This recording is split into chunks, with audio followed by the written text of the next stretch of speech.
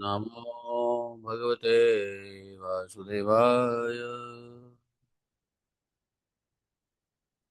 ओम नमो भगवते वासुदेवाय। ओम नमो भगवते वासुदेवाय। ओम नमो भगवते वासुदेवाय। नारायणं नमस्कृत्यं नरं चैव नरोत्तमं देवीं सरस्वतीं व्यासं ततो जयमुदीरये। नष्टप्रायस्वभद्रेषु नित्यं भागवत सेवया भगवते भक्ति भवति नैष्ठकी।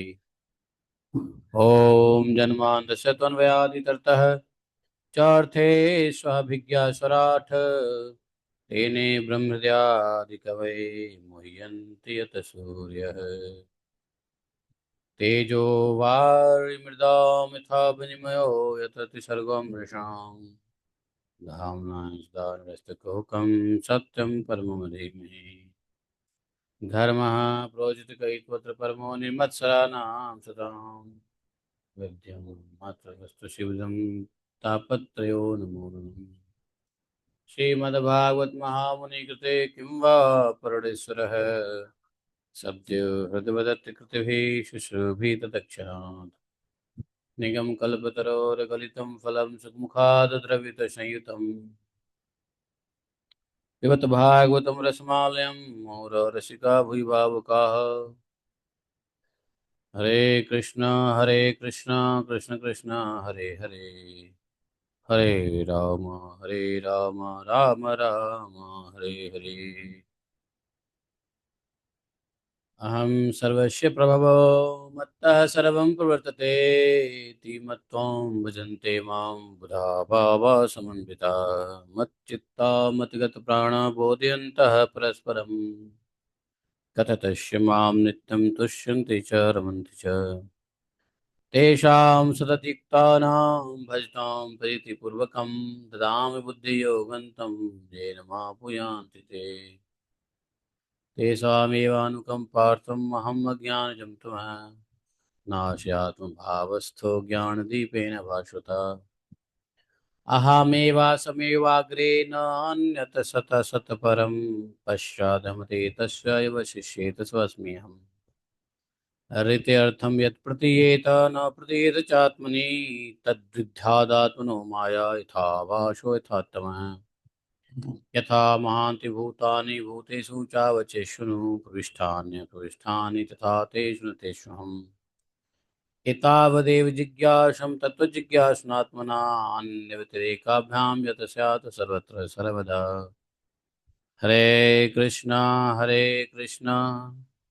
कृष्ण कृष्ण हरे हरे हरे राम राम राम हरे हरे। हरे कृष्णा कृष्ण कृष्ण हरे हरे हरे राम राम राम हरे हरे।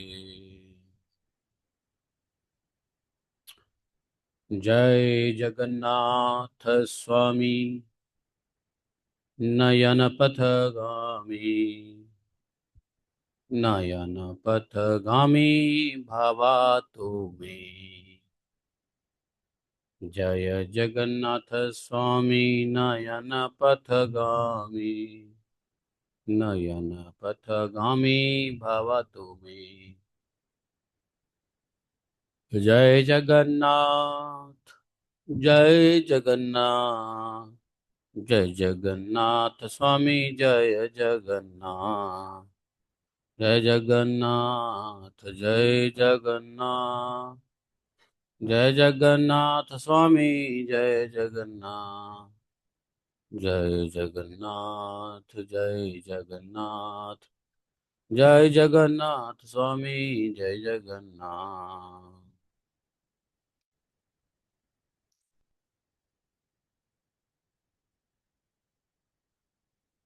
जगन्नाथ आज रथ यात्रा है। हैं।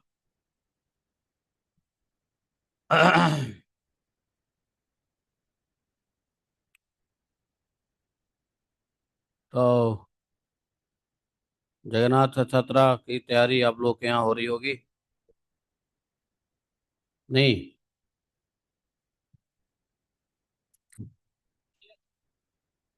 आसपास, आसपास के मंदिरों में भी जा सकते हैं, घर में भी निकाल सकते हैं जगन्नाथ रथ यात्रा, अपनी सोसाइटी में निकाल सकते हैं। तो कल अजय प्रभु जी का फोन आया कि हम लोग जगन्नाथ रथ यात्रा निकालना चाहते हैं। बहुत अच्छी बात है। जगन्नाथ रथ यात्रा निकालो, खूब हरे कृष्ण महामंत्र कीर्तन करवाओ, जगन्नाथ स्वामी का भजन करो, आरती करो, रथ निकालो, पुनः प्रसाद करो सबका। बस हो गया। तो आषाढ़ शुक्ल द्वितीया को होता है जगन्नाथ रथ यात्रा। आषाढ़ शुक्ल द्वितीया,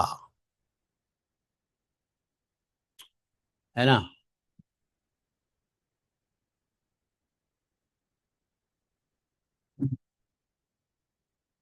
श्री राधे श्याम। आज से जगन्नाथ जी का दर्शन खुल गया है, और दर्शन आज हमने भी किया। प्रथम दर्शन, मंगला दर्शन। समझे?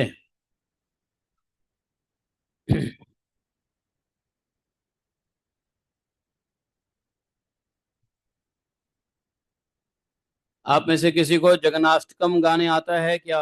एनीबडी? जगन्नाथाष्टकम गाने आता है किसको?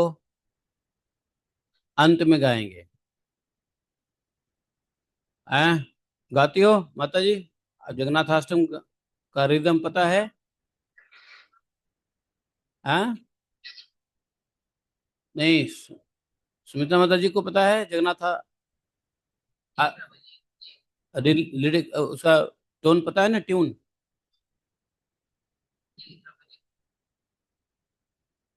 बहुत बढ़िया, तो अंत में गाएंगे। ठीक है।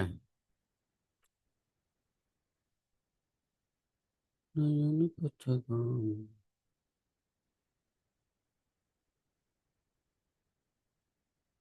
है ना? कृपा पारवार सजल जल रुचिरो, रमावाणी रामा सुरदमल पंकजो मुख। तो अगर रिवाइज करना हो तो रिवाइज कर सकते हैं। तो हम लोग आज पहले भागवतम पढ़ेंगे, और जगन्नाथ अष्टकम अंत में करेंगे। ठीक है ना?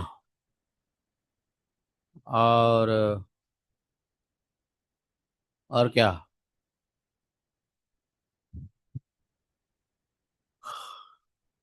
जगन्नाथ जी के अपीयरेंस की कथा भी आप लोग सुन लेना, पढ़ लेना। आज के दिन जगन्नाथ, बलदेव, सुभद्रा, इन सब के अपीयरेंस की कहानी नहीं होना ही चाहिए।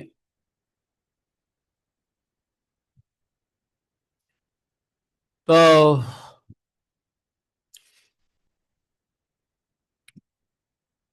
आज हम लोग श्रीमद् भागवतम नित्यम श्रवणम के अंतर्गत 8वें स्कंद द्वितीय अध्याय में प्रवेश करेंगे।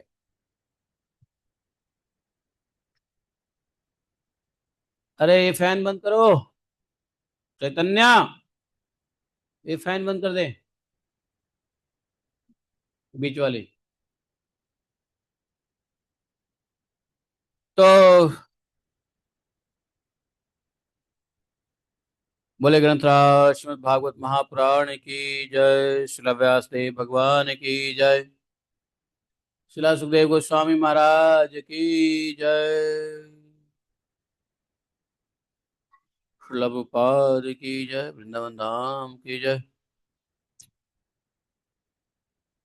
श्री सुखवाच आसीद गिरिवरो राजन् त्रिकुट इति विश्रुतः क्षीरोदेनावृतः श्रीमान्योजनायितमुच्छ्रितः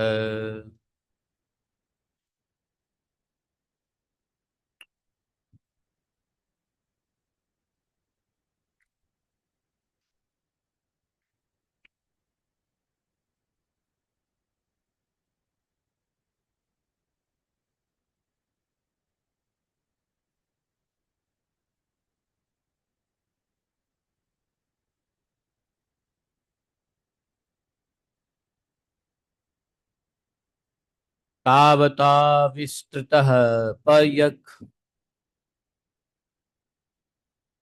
तृणी त्रिभिः शृङ्गैः पयोनिधिम् दिशः खं रोचयन्नास्ते रप्याय सहिरण्यमयि।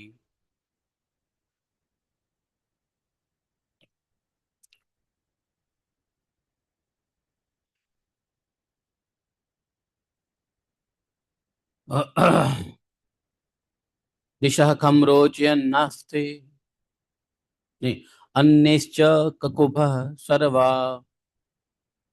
रत्नधातु विचित्रतैः नानाद्रुमलता गुल्मैः निर्घोषैः निर्झराम्भसाम्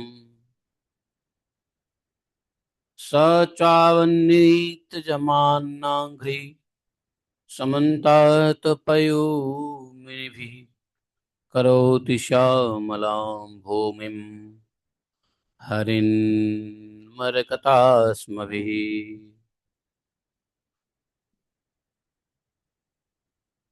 ॐ अज्ञानतिमिरान्धस्य ज्ञानाञ्जनशलाकया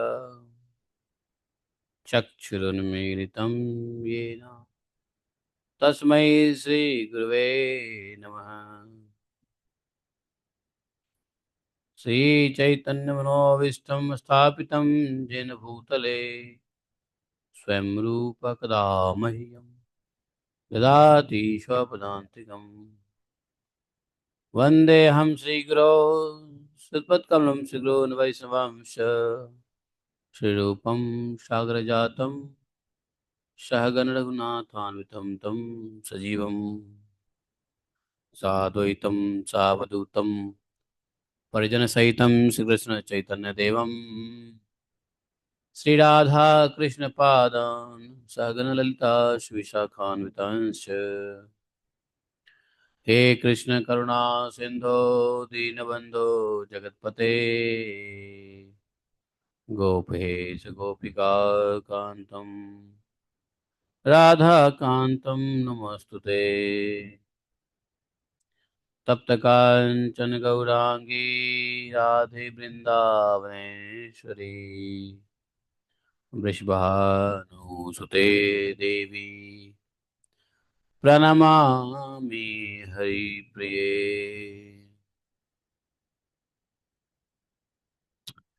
वाञ्छाकल्पतरुभ्यश्च कृपा सिन्धुभ्यैव च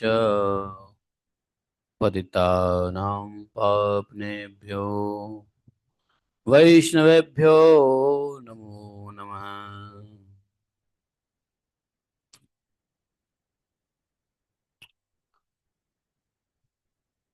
हरे कृष्णा।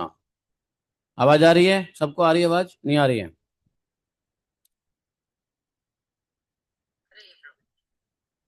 श्री सुखदेव जी ने कहा, परीक्षित जी, क्षीर सागर में त्रकुट नाम का एक बहुत प्रसिद्ध सुंदर और पर्वतों में सबसे श्रेष्ठ पर्वत हुआ करता था। उसकी ऊंचाई, त्रिकुट पर्वत की ऊंचाई थी 10,000 योजन। एक योजन होता है 12 कोस का। 10,000 योजन उसकी लंबाई चौड़ाई भी इतनी ही थी। उसके चांदी, लोहे और सोने के 3 शिखरों की छटा से समुद्र, दिशाएं और आकाश जगमगाते रहते थे। और भी उसके कितने ही शिखर ऐसे थे जो रत्न और धातुओं की रंग बिरंगी छटा दिखाते हुए सब दिशाओं को प्रकाशित कर रहे थे। उनमें अलग अलग जाति के वृक्ष, लताएं और झाड़ियां थी। झरनों की झरझर से वह गुंजायमान हो रहा था। सब ओर से समुद्र की लहरें आकर उस पर्वत के निचले भाग से टकराती, और उस समय ऐसा जान पड़ता मानो वे पर्वतराज के पांव पखार रही हैं। उस पर्वत के हरे पन्ने के पत्थरों से वहां की भूमि ऐसी सांवली हो गई थी जैसे उस पर हरी भरी दूब लगाओ, ध्रुवा, दूब, घास, हरी हरी घास लगा हो।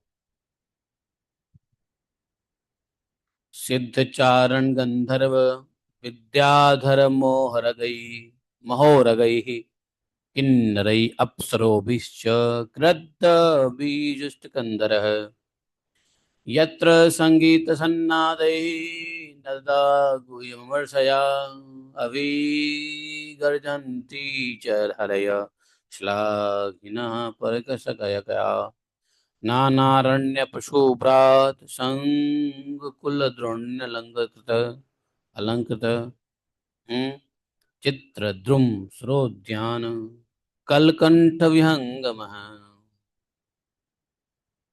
बोले उसकी कंदरा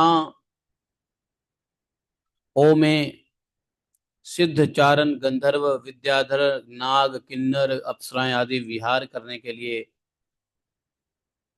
वहां पे आते रहते थे।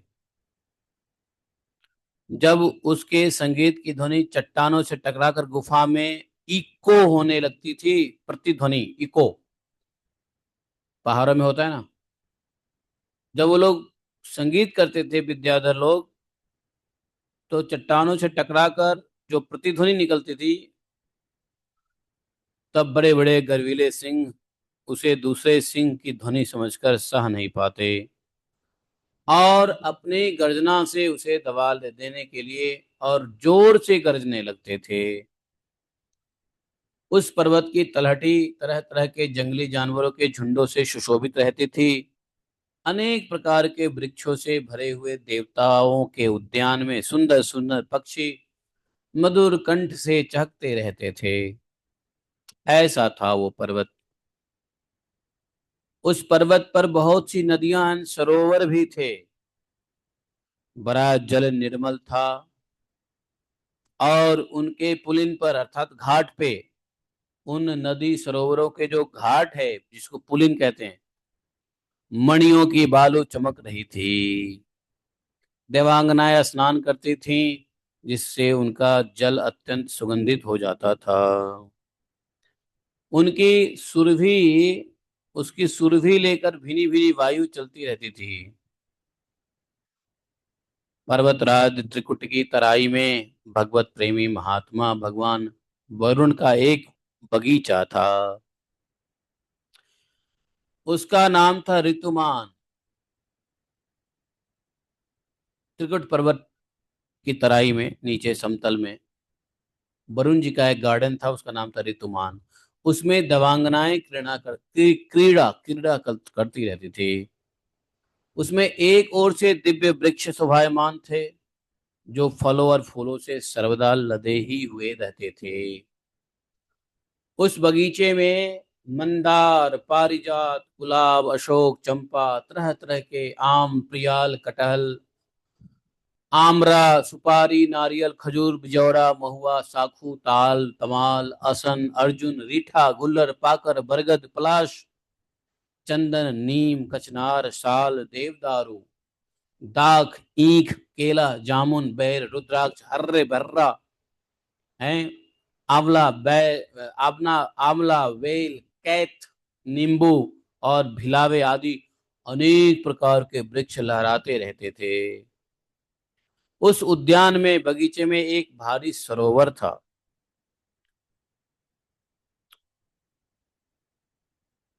उसमें सुनहले कमल खिल रहे थे और अनेक प्रकार के, अनेक अनेक वैरायटीज के कुमुद, उत्पल, कल्हार, शतदल आदि कमलों की अनूठी छटा छिटक रही थी। कमल में भी बहुत सारे कमल होते हैं, कल्हार कमल, उत्पल, सदल, शतदल इत्यादि इत्यादि। वहां जहाँ कमल होगा तो मतवाले भौरे गुंजन कर रहे थे, मनोहर पक्षी कलरव कर रहे थे, कल कल कल कल कल कल। हंस, कारंडव, चक्रवाक और सारस दल के दल भरे हुए थे। वहां पनडुब्बी, बत्तख और पपीहे कुज रहे थे। मछली और कछुओं के चलने से कोमल के फूल हिल जाते थे और जिससे उसका पराग झरकर जल को सुगंधित और सुंदर बना देता था। देखो, कदम्ब, बेत, नरकुल, कदम्बलता, बेन आदि वृक्षों से वह घिरा रहता था। पहले पहाड़ पर्वत तो सुन लो। कुंद, कुर्वक, कुर्वक होते हैं कटसरैया, अशोक, सिरस, बनमालिका, लिसौरा, हरसिंहार, जोन, सोन जूही, नाग, पुन्नाग, जाति, मल्लिका, शतपत्र, माधवी और मोंगरा आदि सुंदर सुंदर पुष्प वृक्ष एवं तट के दूसरे वृक्षों से भी, जो प्रत्येक ऋतुओं में हरे भरे रहते थे, वह सरोवर बड़ा शोभायमान हो रहा था।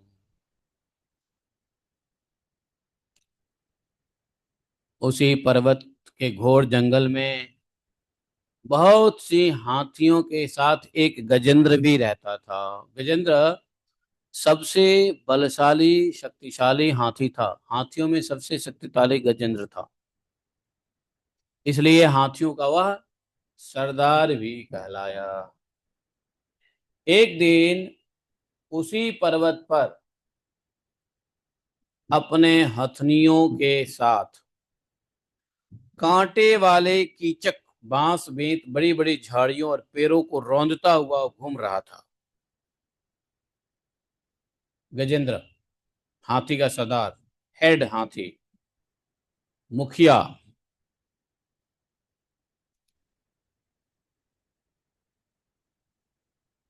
हाथी के शरीर से जो गंध निकलता है, उसकी गंध मात्र से सिंह, हाथी, घोड़े, गैंडे आदि हिंसक जात जंतु, नाग, काले घोड़े, सड़भ और चमड़ी गाय आदि डर कर भाग जाया करते थे।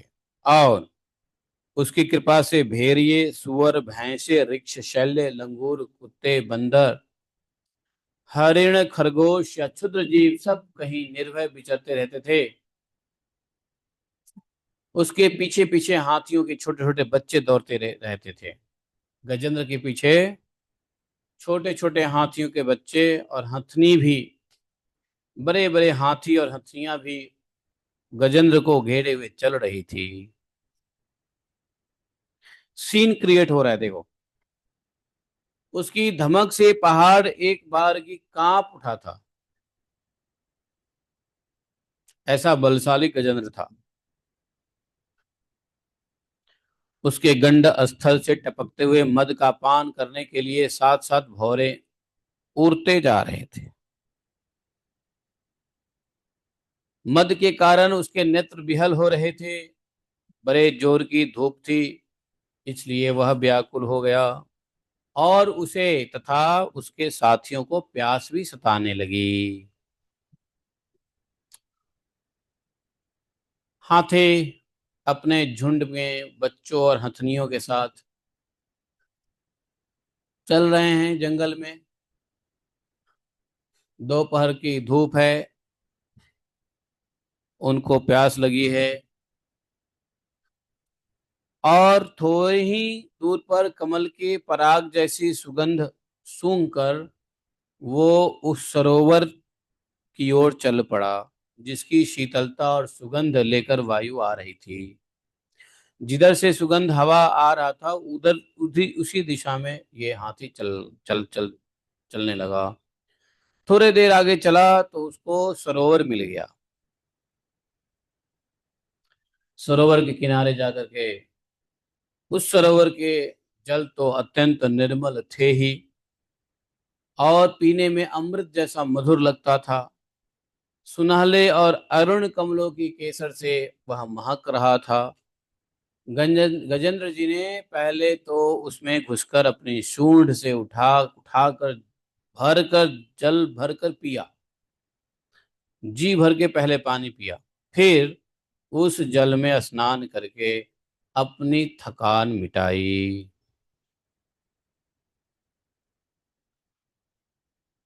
गजेंद्र गृहस्थ पुरुषों की तरह मोहग्रस्त होकर अपनी सूंड से जल की फुहारे छोड़ छोड़कर साथ के हथनियों और हाथी बच्चों को नहलाने लगा।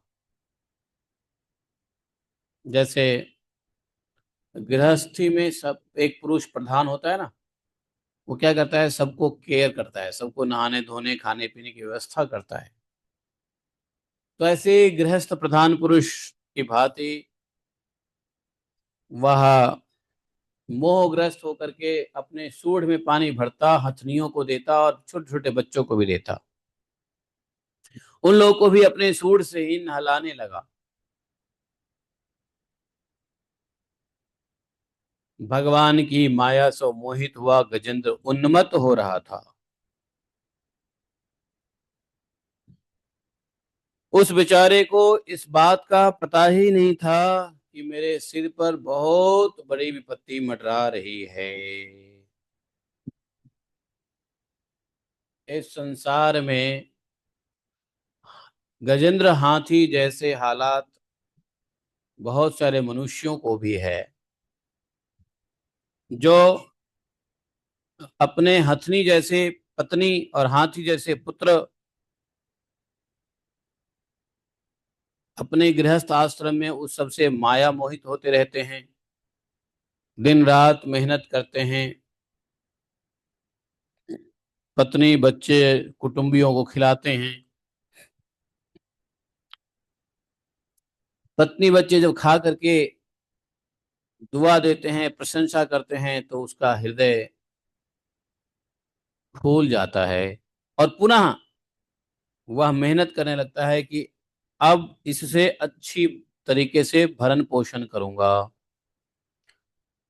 जैसे गजेंद्र को पता नहीं चला भगवान की मोह में कि कब उसका मृत्यु विपत्ति सिर पर मंडरा रहा है, ऐसे ही मनुष्यों को भी पता नहीं चलता। आजकल मानव को भी पता नहीं चलता कि उसके कितने शॉर्ट स्पैन ऑफ लाइफ है। That is also full of uncertainty. नहीं, full of sorrow and stress. जीवन क्या है? Full of uncertainty, ultimately death.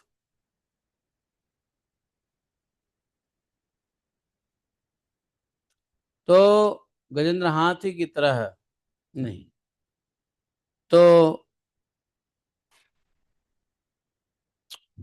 उसको विपत्ति का थोड़ा भी ध्यान नहीं रहा। गजेंद्र हाथी को वो अपने सूंड में पानी भरता, बच्चे हाथी और हथनियों को देता नहाने के लिए, पीने के लिए,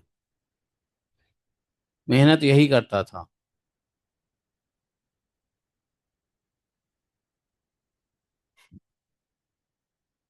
हुआ यूं कि गजेंद्र को एक ग्राह ने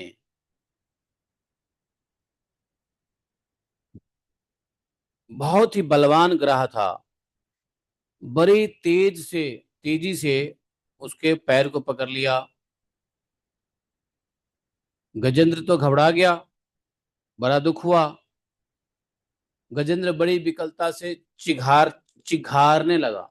हाथी चिघाड़ता है नहीं? नहीं, चिघारता है हाथी।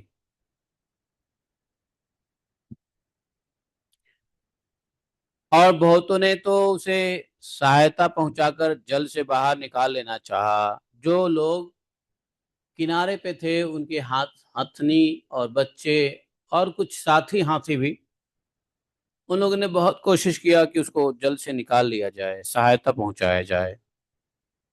लेकिन जितनी भी कोशिश उसके आस पड़ोस के हाथी हथनियों ने किया, सारा कोशिश व्यर्थ हो गया। असमर्थ रहे गजेंद्र को पानी से निकालने में। अब गजेंद्र तो स्वयं शक्तिशाली था ही, फिर भी गजेंद्र और ग्राह अपनी पूरी पूरी शक्ति लगाकर दोनों भिड़े हुए थे। गजेंद्र अपनी पूरी शक्ति लगा रहे थे निकलने के लिए, और अजगर अपना पूरा, ग्राह अपनी पूरी शक्ति लगा रहा था गजेंद्र को पकड़ने के लिए। कभी गजेंद्र ग्राह को बाहर खींच लाता तो कभी ग्राह गजेंद्र को पीछे खींच के ले जाता। परीक्षित जी इस प्रकार उन दोनों के बीच बाहर भीतर, पानी से बाहर पानी के भीतर करते करते करते करते करते बोले कि 1000 वर्ष बीत गए। दोनों जीते नहीं, मतलब दोनों दोनों में से कोई नहीं जीते।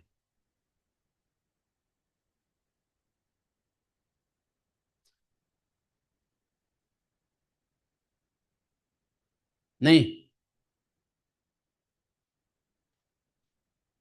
कभी गजेंद्र लाता ग्राह को किनारे पे, तो कभी ग्राह गजेंद्र को खींच के द्वारा पानी में ले जाता।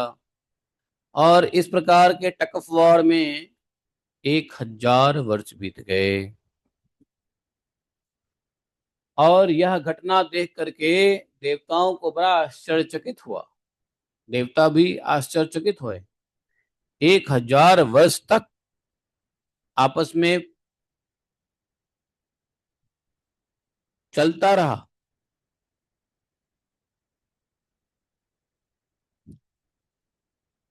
ग्राह किसी चीज को क्यों पकड़ता है? जब उसको भूख लगी होती है। अगर ग्राह का पेट भरा रहेगा तो उसका एक खूबी है कि वो किसी पे अटैक नहीं करेगा, अगर पेट भरा हुआ है तो। और भूखा है, उस वक्त कोई भी प्राणी आ जाए वो कंसीडर नहीं करता है, उसको खाएगा।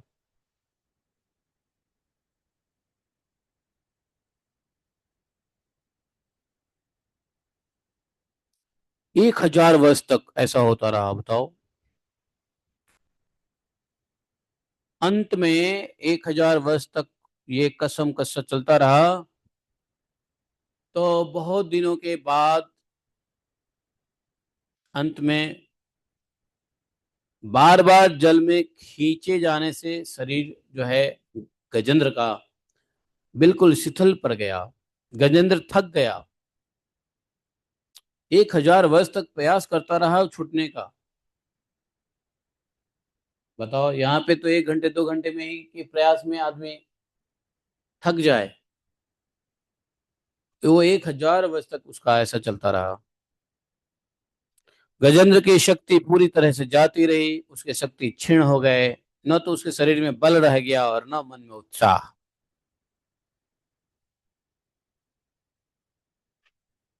वह बड़े उत्साह से और भी बल लगाकर गजेंद्र को खींचने लगा।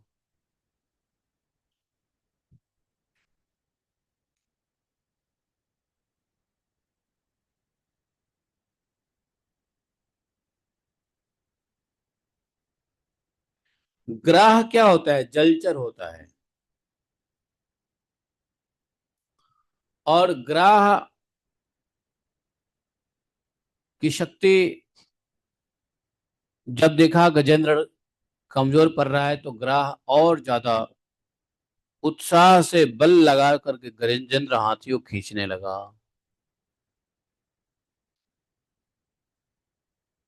बोले कि इस प्रकार देह अभिमानी गजेंद्र अकस्मात प्राण संकट में पड़ गया और अपने को छुड़ाने में हमेशा के लिए असमर्थ हो गया। बहुत कोशिश कर ली गजेंद्र ने, बहुत देर तक उसने अपने को छुटकारने का बड़ा उपाय पे विचार किया कि कैसे हमें छुटकारा मिले। जब छुटकारा, एक्चुअली इससे हमको एक चीज सीखना चाहिए कि जब हम लोग प्रयास करते हैं किसी चीज को पाने के लिए और उस चीज को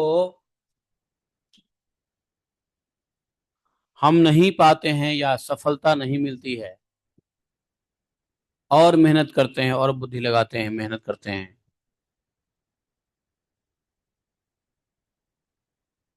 गजेंद्र ने भी किया, लेकिन जब उसे कुछ नहीं हुआ तो वे भगवान के शरण में आ गए।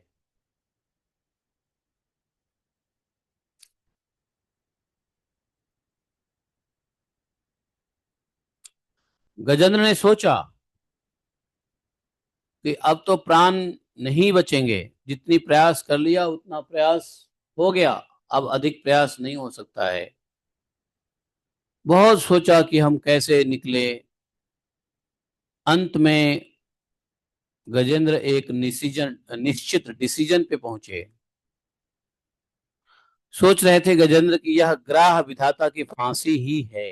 ऐसा लगता है जैसे कोई विधाता की फांसी से नहीं छूट सकता, वैसे ही गजेंद्र को लगा कि यह यह जो ग्राह है ये भगवान की फांसी ही है, ऐसा लगता है। इसमें फंसकर मैं खाली पीली का आतुर हो रहा हूं।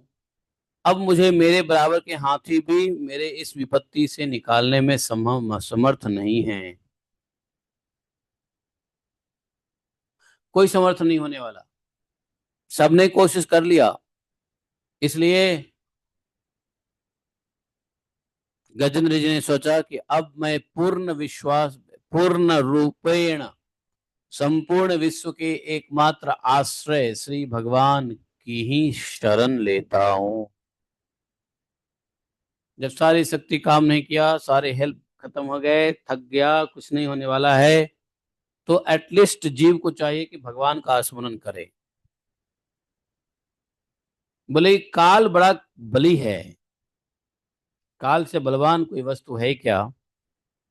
यह सांप के समान बड़े प्रचंड वेग से सबको निगल जाने के लिए दौड़ता ही रहता है। जिसकी आयु पूरी होती है उसको वो निगलने के लिए दौड़ने लग जाता है। बोले काल कौन? तो काल।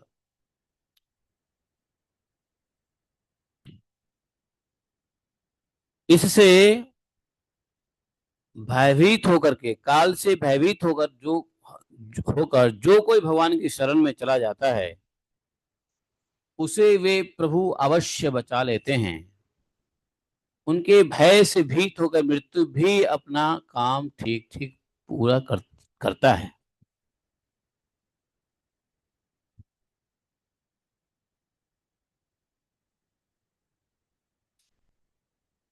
तो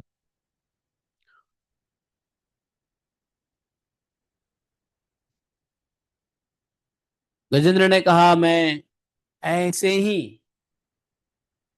भगवान के शरण को ग्रहण करता हूं। वही प्रभु सबके आश्रय हैं। उनके भय से भीत होकर मृत्यु भी अपना काम ठीक ठीक करती है। तो जो भगवान के शरण में है उनके शरण में क्यों नहीं जाया जाए? ये कौन सोच रहे हैं? गजेंद्र। अंत में देखो, इस चैप्टर में गजेंद्र की जो लीला बताया उसमें दो तीन बात हमें सीखने को मिलता है, सीखना भी चाहिए। एक तो गजेंद्र का शरीर कौन सा है? हाथी का शरीर है। हाथी के शरीर जो होता है, अगेन पशु का शरीर है तो भोग शरीर है। हाथी क्या का कर्म कर लेगा? कोई कर्म कर सकता है हाथी? नहीं कर सकता है।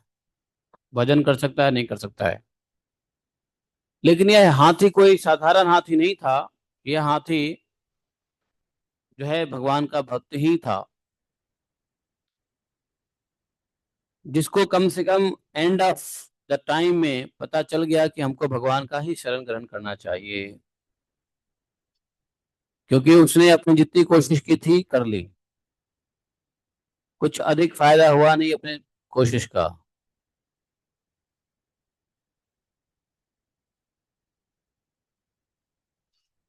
समझे? तो देखो, जब तक हम लोग मनुष्य योनि में हैं, तब तक भगवान की खूब भक्ति कर लेनी चाहिए, भगवान की स्तुति याद कर लेनी चाहिए। अगर प्रारब्ध बस किसी दूसरे योनि में जाना पड़ा, जैसे गजेंद्र का योनि है, हाथी का योनि है, तो कम से कम उस योनि में भगवान की स्तुति याद हो सकती है। गजेंद्र पूर्व जन्म में राजा था, भगवान का भक्त था, भगवान को स्तुति करता था। भगवान की अंत में शरण ग्रहण किया और भगवान की स्तुति भी गजेंद्र ने किया। तो गजेंद्र की यह स्थिति जो है,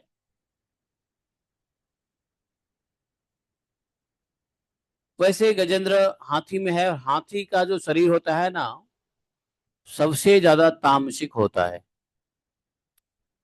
आलसी होता है। जो आलस करेगा वह तामसी होता है, जो तामसी होता है वो आलस करता है। चैतन्या, कहाँ गया? इधर आओ 1 मिनट। जो आलसी होता है वो तामसिक होता है, जो तामसिक होता है वो आलसी होता है। 1 मिनट सुनो, बैठो। गजेंद्र हाथी था। हाथी का शरीर कैसा होता है? मोटा, चमड़ी भी मोटी होती है ना। बैठो। तो हाथी तामसिक योनि का था।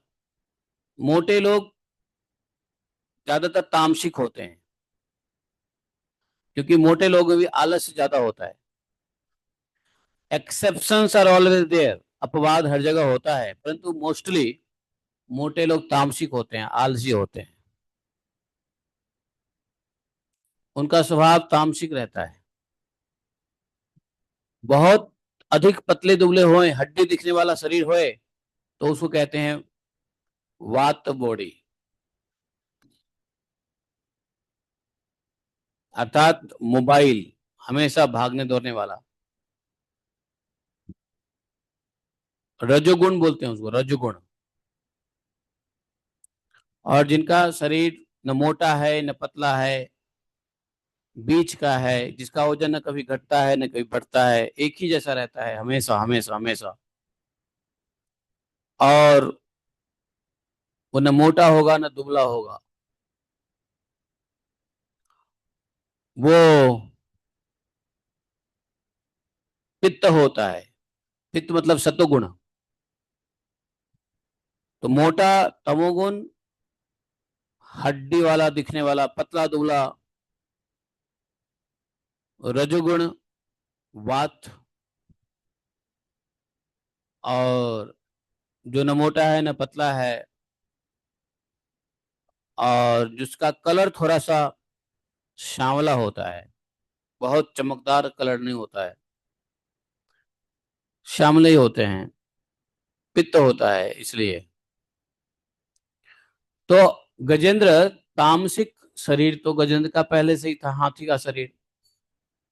लेकिन गजेंद्रपुर जन्म में भगवान के भक्त थे, जिसकी वजह से उनको भगवान के शरणागति का याद आ गया। लेकिन स्वभाव, चूंकि गजेंद्र का क्वेश्चन होता है कि गजेंद्र फिर 1000 वर्ष तक क्यों ग्रह से लड़ता रहा, तो बोले गजेंद्र ग्रह से 1000 वर्ष तक इसलिए लड़ता रहा क्योंकि वह तामसिक शरीर में, तामसिक शरीर में क्या होता है, तामसिक शरीर का गुण होता है दंभ। वो दंभी होता है, घमंडी होता है, आलसी होता है, अभिमानी होता है। समझे? तो वह अपने शरीर के स्वभाव के मुताबिक गजेंद्र जो था वह हार नहीं मान रहा था। समझे? उसने 1000 वर्ष बर्बाद ही कर दिया मेहनत करके। अंत में चलो भगवान की कृपा से उनको भगवान की शरणागति का याद आया, और यहां तक कि भगवान के बारे में स्मरण भी हो आया। जैसे ही भगवान का स्मरण हो आया, उसने भगवान की स्तुति किया है, जिस स्तुति को कहते हैं गजेंद्र मोक्ष स्तुति। नहीं, इसी स्तुति से गजेंद्र को मोक्ष मिला है। श्री हरि भाग्य भाग्य आए हैं बचाने के लिए, इसलिए गजेंद्र मोक्ष स्तुति कहा जाता है तो गजेंद्र स्तुति, गजेंद्र के द्वारा स्तुति, लेकिन इसको गजेंद्र मोक्ष स्तुति कहते हैं। इसलिए देखो, जो तमोगुणी होते हैं, तमोगुणी हार नहीं मानते हैं जल्दी। वो लड़ते रहते हैं, लड़ते रहते हैं, लड़ते रहते हैं, प्रयास करते रहेंगे। समझे? अपना जब तक शारीरिक बल क्षीण ना हो जाए तब तक अपने शरीर के बल पे इतना उनको घमंड रहता है कि वो जीत लेंगे। लेकिन भगवान और गुरु को जिसने नहीं स्वीकारा, तब तक कोई व्यक्ति वास्तव में जीत नहीं सकता है। समझे? भगवान और गुरु को स्वीकार करने के बाद व्यक्ति जीवन के हर क्षेत्र में जीत हासिल करता है। आपने देखा, चाहे दानव हो, चाहे दैत्य हो, सुर हो, असुर हो, देवता हो या राक्षस हो, कोई भी हो, देवता हो या दैत्य हो, कोई भी हो, उन सबको सबको गुरु स्वीकार करना होता है। और गुरु के मार्गदर्शन में, गुरु के शिक्षाओं के अंतर्गत चलते हुए वह अपने को सभी प्रकार का लाभ प्राप्त करता है। धर्म अर्थ काम मोक्ष, हर जगह विजय प्राप्त करता है। देखा, देवताओं के गुरु जब बृहस्पति नाराज हो गए तो देवता लोग शक्ति छीन हो गई, तो फिर गुरु पद पे स्थापित खाली नहीं रहना चाहिए। गुरु पद जैसे राजा का पद खाली नहीं रहना चाहिए, वैसे गुरु का पद भी खाली नहीं रहना चाहिए। राजा है, राजगुरु नहीं है तो राजा क्या कर लेगा? राजगुरु है, राजा ही नहीं है तो राजगुरु क्या कर लेंगे? इसलिए राजा और राजगुरु एक ऐसी गद्दी है, दो ऐसी गद्दी है जो हमेशा उसके ऊपर कोई ना कोई बने रहना चाहिए। देवताओं के जो राजगुरु थे, गुरु थे, वो बृहस्पति देव थे। बृहस्पति देव नाराज हो गए, चले गए, छुप गए, कहीं मिले नहीं। बड़ी चिंता हुई, खलबली मच गया, स्वर्ग लोक पे अटैक होने वाला था। तो अंत में एक गुरु तो बना ही पड़ा, जो विश्वरूप को गुरु बनाया। विद्या पा करके देवताओं पे आक्रमण किया और जीत हासिल किया इंद्रदेव ने। महाराज बलि ने गुरु के प्रति श्रद्धा पूजा भाव रखते हुए तीनों लोक को विजय प्राप्त किया था। तो जिसके जीवन में गुरु और भगवान नहीं, उसका जीवन अधूरा है। शारीरिक शक्ति होने से कोई शक्तिमान नहीं होता। गुरु ज्ञान भगवत ज्ञान है नहीं है, भगवान है जीवन में नहीं है, गुरु है नहीं है। गुरु की बड़ी महिमा है।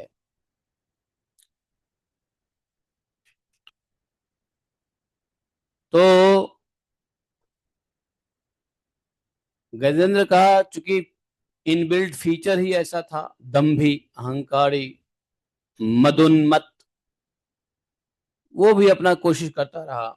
जो जो आसुरी नहीं, जो आलसी या जो कह लो तमोगुणी होते हैं ना, वो जल्दी हार नहीं मानते, भगवान को शरणागत जल्दी नहीं होते। तमोगुणी तो अब मर मिटते हैं लेकिन भगवान के शरणागत नहीं होते। असुर राक्षस को देखो, मर मिटते हैं लेकिन भगवान के शरणागत नहीं होते, गुरु के शरणागत नहीं होते। तो तमोगुण वालों का लक्षण है। तो जिस शरीर में हमारे गजेंद्र जी हैं वह शरीर तमोगुण वाला है, और उस शरीर के स्वभाव के मुताबिक, गुण के मुताबिक उनको हार नहीं मानना, बल्कि 1000 वर्ष तक बताओ कोशिश करते रहे। लेकिन पूर्व जन्म के प्रारब्ध के मतलब पूर्व जन्म के अच्छे कर्मों और पूर्व जन्म की यादाश्त की वजह से उनको भगवान याद आ गया, भगवान की स्तुति याद आ गई। प्रभुपाद जी इस परिप्रेक्ष्य में कई बार प्रभुपाद जी ने कहा है अपने परपट में कि a devotee should must learn स्तुति by reciting daily till they remember it. Why? In case due to any afflictions at the end of life, due to any prarabdha, karma, bad karma, whatever, if one get birth in other yoni, pashu yoni, at least the stuti can be remembered in that birth as well. उस जीवन में भी भगवान की की हुई भक्ति स्तुति याद रहेगी। यहाँ पे प्रश्न उठता है ऐसे कैसे, जब भगवान की भक्ति स्तुति किया तो शरीर कैसे मिल जाएगा, क्या बोलते हैं, जानवर का। भगवान की भक्ति करने वाले को जानवर का तो शरीर नहीं मिलता। ऐसी बात नहीं है, भगवान की भक्ति करने वाले को जानवर का शरीर मिलता है। सत्य है, जानवर का शरीर मिलता है, ऐसा नहीं है ना। बताओ एक क्लासिक एग्जाम्पल आप लोगों को पता है ना, कौन भगवान के महान भक्त है जिनको जानवर का शरीर मिला है? नहीं पता? जड़ भरत। यस, जड़ भरत नहीं, राजा भरत को मिला, भरत महाराज को मिला, भरत महाराज, ठीक है, भरत महाराज को मिला हिरण का शरीर। तो संत महात्माओं को भी प्रारब्ध के मुताबिक ऐसा प्रारब्ध होता है जिसकी वजह से जानवर के शरीर में जाना पड़ता है। लेकिन जो भजन भक्ति किया होता है उसका एहसास उस जानवर के शरीर में भी रहता है। स्मृति खत्म नहीं होती है, भक्ति का नाश नहीं होता है। वो प्रारब्ध भोगने के लिए उस समय तक के लिए जाएगा, कुछ समय तक के लिए प्रारब्ध भोगने के लिए वो दूसरे जानवरों के योनि में जाएंगे, लेकिन भक्ति उनकी संचित रहती है, स्तुति पूजा पाठ सब संचित रहता है। और उस संचित बैग से यदि कुछ ड्रॉप ऑफ वाटर निकल गया तो वही होता है कि पशु योनि में भी भगवान की स्तुति याद आ जाता है, निकल जाता है। इसलिए अंत समय की चेतना बहुत जरूरी है, नहीं तो अंत समय की चेतना भक्त को भी अलग अलग प्रकार के शरीर को प्रदान कर सकता है। ये मत सोचिए कि हम तो पूरे जीवन में भक्ति कर रहे हैं और बस अंत समय बड़ा आसान हो जाने वाला है, भगवान का नाम याद करेंगे और चले जाएंगे बैक टू गॉड हेड। अंत समय में जब प्राण छोड़ते नैनो सेकेंड्स में जिस चीज की भी चिंतन होने लगेगी, गलती से कुत्ते की चिंतन हो गई तो कुत्ता शरीर में जाना ही पड़ेगा। आप देखिए डेली राधा कुंड पे कुछ गाय, कुछ बैल, कुछ बंदर, कुछ कुत्ते राधा कुंड पे ही बैठे रहते हैं। और गोपीनाथ मंदिर में जब आरती होती है ना, तो आरती में जब ढोल नगारे बजते हैं तो कुत्ते भी आ जाते हैं, बैल भी आगे खड़ा हो जाता है आरती में। आपने कभी देखा? मैंने एक बार फोटो भेजा था आप लोगों को, आरती के बीच में ही कभी कभी बैल घुस जाता है और पूरे राधा कुंड पे ही चक्कर काटता रहता है, भक्तों से खुजलवाता है, सिर नभाता है, बहुत सारी चीजें करते रहते हैं। ऐसे ऐसे जानवर जो राधा कुंड में हैं उसको आप क्या समझते हो, कोई साधारण जानवर है? हैं?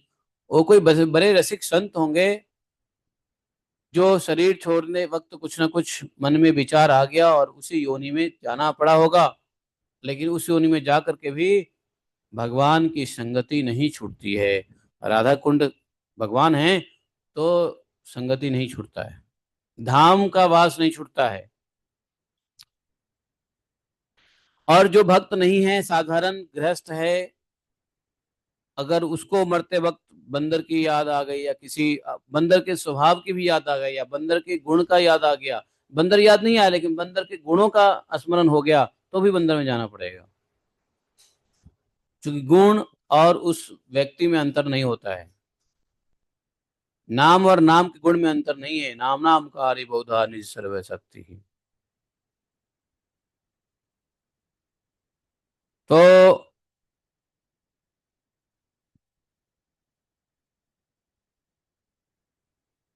मैं क्या कह रहा था?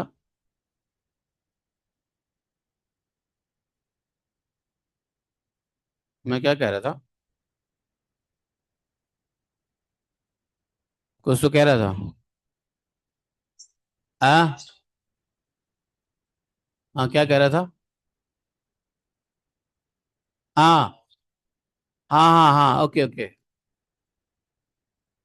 तो कहते हैं कि बड़े बड़े साधु संत को भी अंत समय में बड़ा सावधान रहना पड़ता है। इसलिए अंत समय बहुत ही कठिन का समय होता है, बहुत बड़ी परीक्षा होती है। और अंत समय में साधारण से माला जप करने से तो फायदा होने ही वाला है, लेकिन अंत समय में बहुत ज्यादा फायदा करता है इंद्रिय संयम। यदि इंद्रिय संयम किए रहें तो अंत समय में मोह माया में, एक तो भागवत का ज्ञान हो, हरि नाम हो, और इंद्रिय संयम हो, तो अंत समय बड़ा ठीक ठाक रहने वाला है। ज्ञान है, हरिनाम है, भागवत का ज्ञान भी है, हरिनाम भी है, लेकिन इंद्रिय संयम यदि नहीं है तो भी मन भटका देगा। जैसे अगर इंद्रिय संयम है, भगवान का नाम है, तो नाम में लगे रहोगे, मन बहुत ज्यादा अशांत अंत समय में नहीं होगा। ज्ञान अगर है प्रकृति के गुणों का, कपित्वाद का, अंत समय में क्या क्या होता है, कैसे कैसे कठिनाइयां आती हैं, तो फिर उसका ज्ञान होने से वो व्यक्ति धैर्य धारण करके रखता है और सतत भगवान में स्मरण बनाए रखता है। वैसे अंतकाल में भगवान का स्मरण करना भी भगवान की ही कृपा होती है। भगवान अगर जिसको नहीं स्मरण दिलाना चाहते हैं वो कुछ भी कर देंगे, लेकिन अपना प्रयास जरूरी है। भगवान के ऊपर ही छोड़ देना ठीक नहीं है। अब भगवान चाह की कृपा होगी तो अंत समय में हमें भगवान का स्मरण होगा, तो नहीं होगा तो हम मटर पनीर क्यों छोड़े, खूब खाओ मटर पनीर, नहीं। इंद्रिय संयम क्यों करने की आवश्यकता है, नहीं। अपनी तैयारी करनी पड़ेगी, भगवान की कृपा के बावजूद भी अपनी तैयारी। भगवान की कृपा तभी आती है जब अपना प्रयास तैयारी में होता है। God help those who help themselves. नहीं, भगवान उसी को मदद करते हैं जो अपना मदद स्वयं चेष्टा पूर्वक करते हैं। लेकिन जीव अपना मदद क्या करेगा? जीव अपना मदद किया होता तो फिर मनुष्य योनि में आता क्यों? तो भगवान ही दया करते हैं, कृपा करते हैं, लेकिन दया कृपा उसी के ऊपर होती है जो अपना एफर्ट्स करता है। नहीं। तो इसलिए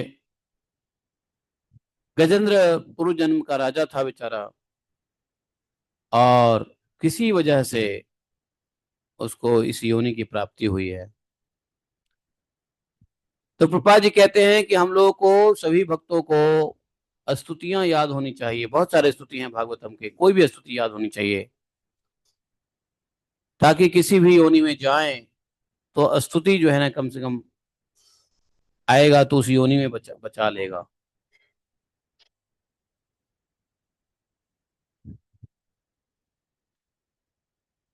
तो गजेंद्र अपने प्रार्थना में कहते हैं, हम लोग पढ़ेंगे आगे, कल पढ़ेंगे, आज नहीं पढ़ेंगे, गजेंद्र मोक्ष। गजेंद्र मोक्ष की स्तुति हम कल बढ़िया से करना चाहते हैं। तो गजेंद्र स्वीकार करते हैं कि मेरा शरीर तमसावृत है, बाहर और भीतर दोनों तरफ से तामस है हमारा शरीर। जिजी विषाम ना हम यहाँ किम, हम और इस शरीर को रखना नहीं चाहते हैं। भगवान के प्रकट होने के बाद कहता है वो।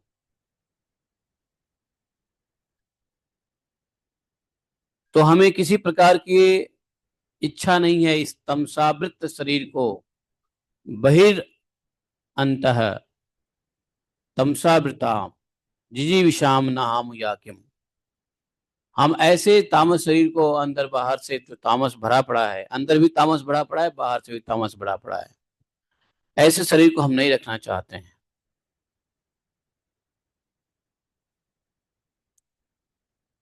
तो गजेंद्र मोक्ष स्तुति हम लोग कल पढ़ेंगे। आज यहाँ पर दूसरा अध्याय समाप्त हो जाता है और दूसरे अध्याय के बाद तीसरा अध्याय है जो गजेंद्र मोक्ष शुरू होगा। लेकिन आज हम लोग थोड़ा जगन्नाथ जी के बारे में संक्षेप में चर्चा जरूर करेंगे, फिर जगन्नाथ अष्टकम करेंगे, है कि नहीं। जगन्नाथ जी और भगवान कृष्ण में कोई अंतर नहीं है। भगवान कृष्ण ही जगन्नाथ हैं और जगन्नाथ ही भगवान कृष्ण हैं। नहीं। हाँ,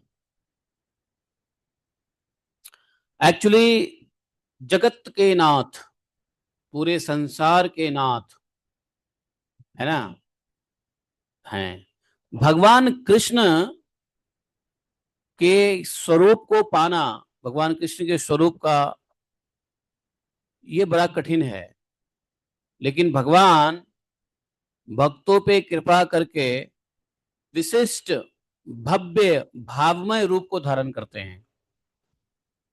इस रूप में भगवान भक्तों के संग करते हैं, भगवान भक्तों का एसोसिएशन लेते हैं, भगवान भक्तों की ऑफरिंग स्वीकार करते हैं।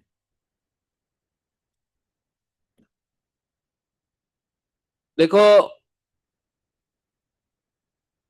हम लोगों ने कल परसों गोविंद से स्टोरी सुना था ना कि भगवान इस रूप में क्यों आए, कैसे आए। नहीं, गोविंद ने सुनाया था ना। जगन्नाथ, भगवान जगन्नाथ की कथा कहाँ आती है बताओ, कौन सी पुस्तक में जगन्नाथ जी देव का वर्णन है। तीन पुराण में जगन्नाथ जी का वर्णन आता है, एक में नहीं, तीन तीन जगह पे जगन्नाथ जी का वर्णन है। स्कंद पुराण में आता है, ब्रह्म पुराण में भी आता है और पद्म पुराण में भी जगन्नाथ जी का वर्णन आता है। तीनों पुराण में जगन्नाथ भगवान का वर्णन आता है।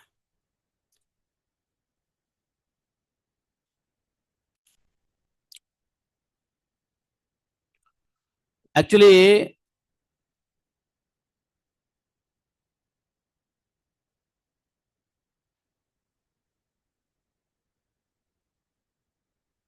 ये इनका प्रकट्य के लिए आप लोग कथा डिटेल में सुन सकते हो। नील माधव और इंद्रद्युम्न की कथा।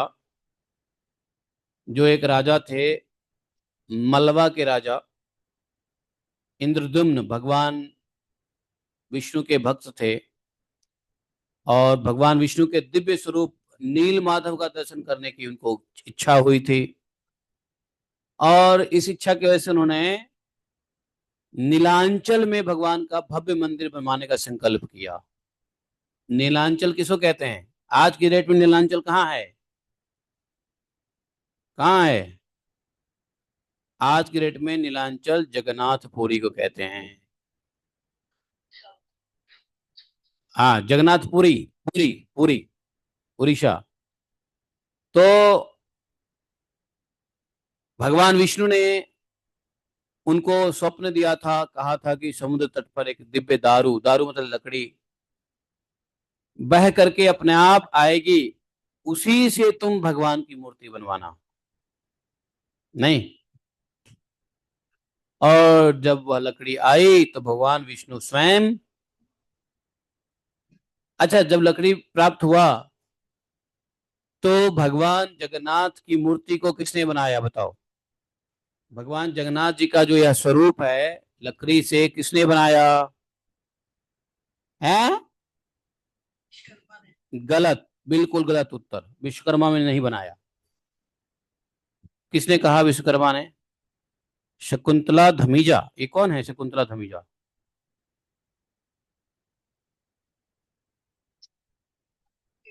शकुंतला माता जी, नहीं नहीं नहीं, विश्वकर्मा जी ने नहीं बनाया।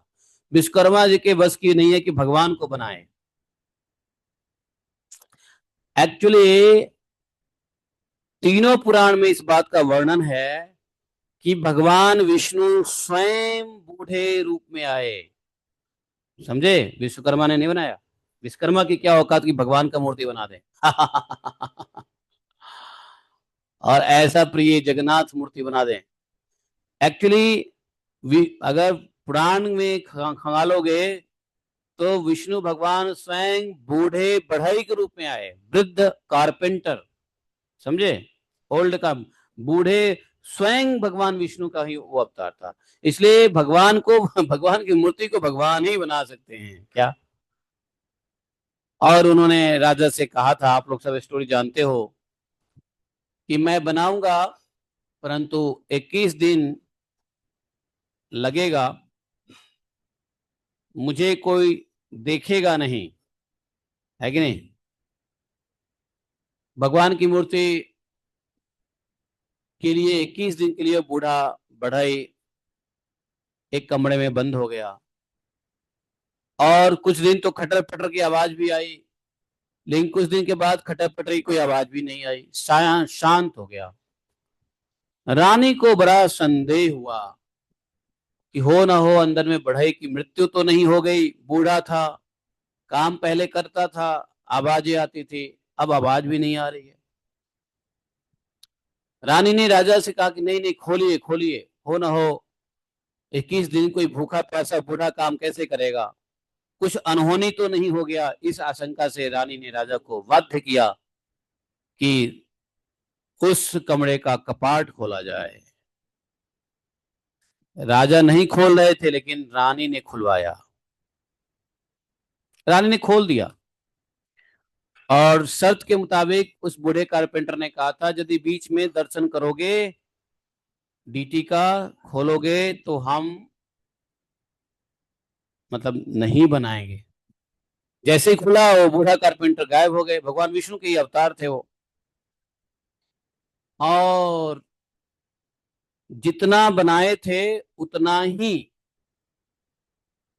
अभी जो जगन्नाथ जी को देख रहे हो जिस रूप में है, वो आधा अधूरा बनाया हुआ रूप है। समझे? जैसे कल मैं और चैतन्य एक पेंटिंग बना रहे थे, मैंने पूरा कृष्ण की पेंटिंग बना दी, चैतन्य ने अधूरा बनाया। मैं आपको वीडियो दिखा दूंगा।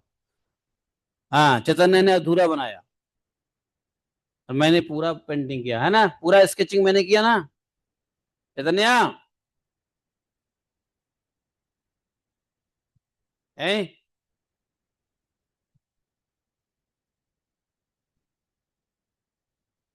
उसको मोबाइल क्यों दे दिया तुमने?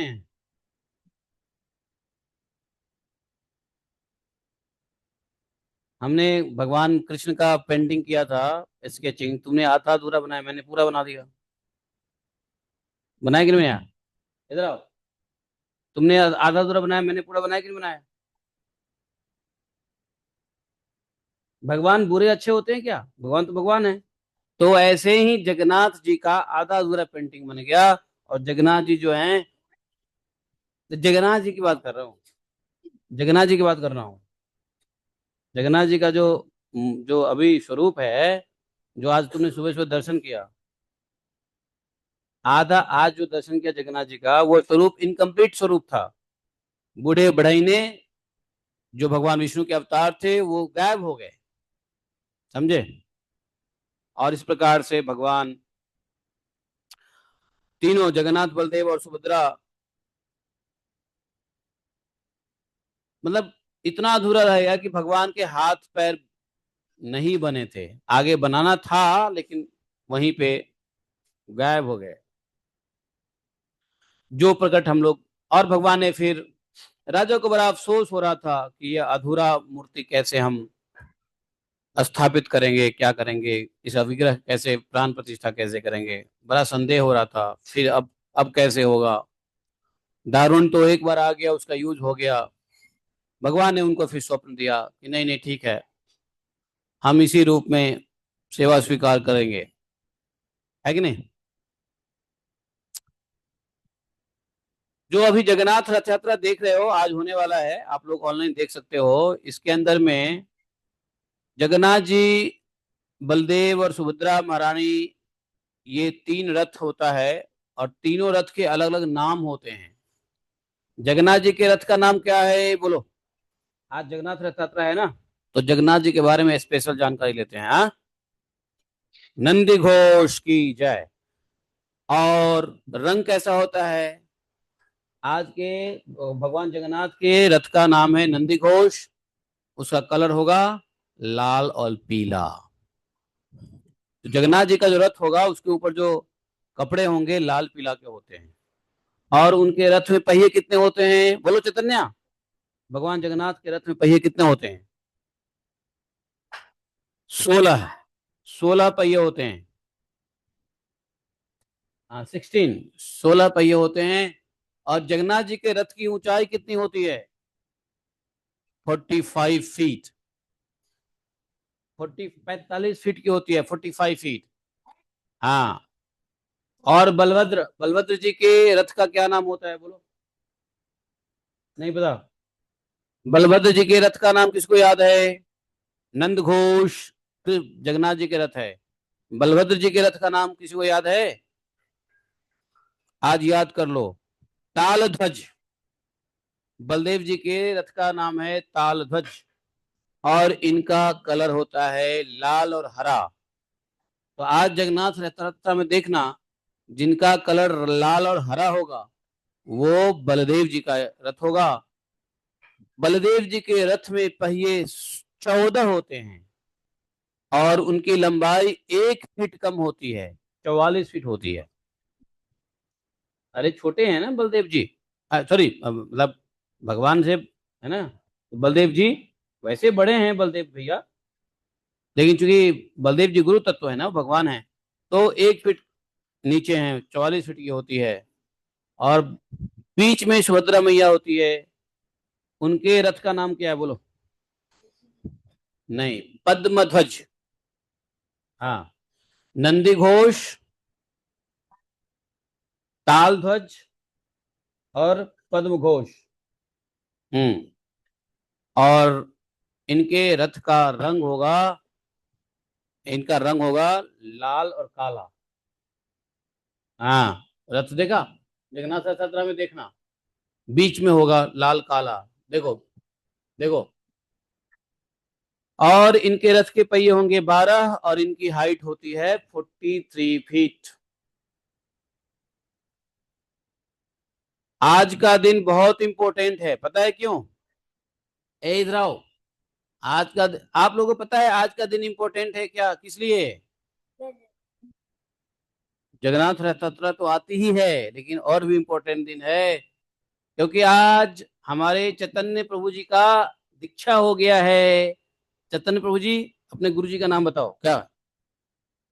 राम कृष्णा दास बाबा जी महाराज। हाँ, आप लोगों ने सुना गुरु चैतन्य के गुरु जी का नाम? आज चैतन्य को प्राण कृष्णदास बाबा जी महाराज ने पकड़ा, खूब प्यार किया, और बोले, बोलो हरे कृष्णा कृष्ण कृष्ण हरे हरे। चैतन्य ने पीछे से बोला हरे कृष्णा कृष्ण कृष्ण हरे हरे, हरे राम राम राम हरे हरे। चैतन्य ने पीछे से बोला हरे राम राम राम हरे हरे।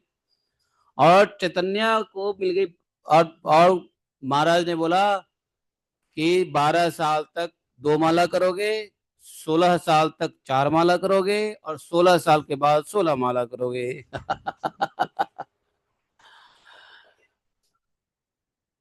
हैं? तो चैतन्य की दीक्षा हो गई राधा कुंड पे आज। आज के दिन याद रहेगा, जगन्नाथ रथ यात्रा के दिन, है कि नहीं? तो बताओ, देखो ऐसे गुरु कृपा होती है सहजता से। चैतन्य आप गुरु जी की फोटो रखेगा, गुरु जी का स्मरण करेगा, है बराबर है। आज तुमको गुरु जी का फोटो दिला दूंगा, है। हाँ, चैतन्य कहता है मेरे ताई जी से पहले हो गया दीक्षा, ताऊ जी से दीक्षा पहले हो गया।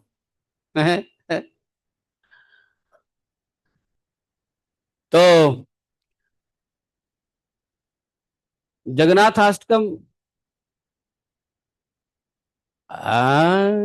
नहीं मेरे पास नहीं, राधा कुंड पे। मेरे पास क्या, राधा कुंड पे, राधा कुंड पे रहने से सब हो जाता है।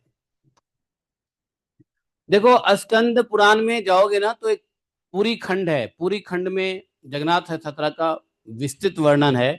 तो मेरे पास पुराण है, इसलिए मैं आज पुराण से पढ़ूंगा। हाँ, लेकिन अभी नहीं पढ़ूंगा, बाद में दोपहर में पढ़ूंगा स्कंद पुराण से। पूरी खंड में जगन्नाथ यात्रा का महिमा का विशेष वर्णन। आप लोगों को सुनना होवे तो ऑनलाइन आ जाना। इसके अलावा नारद पुराण में भी जिक्र है, समझे।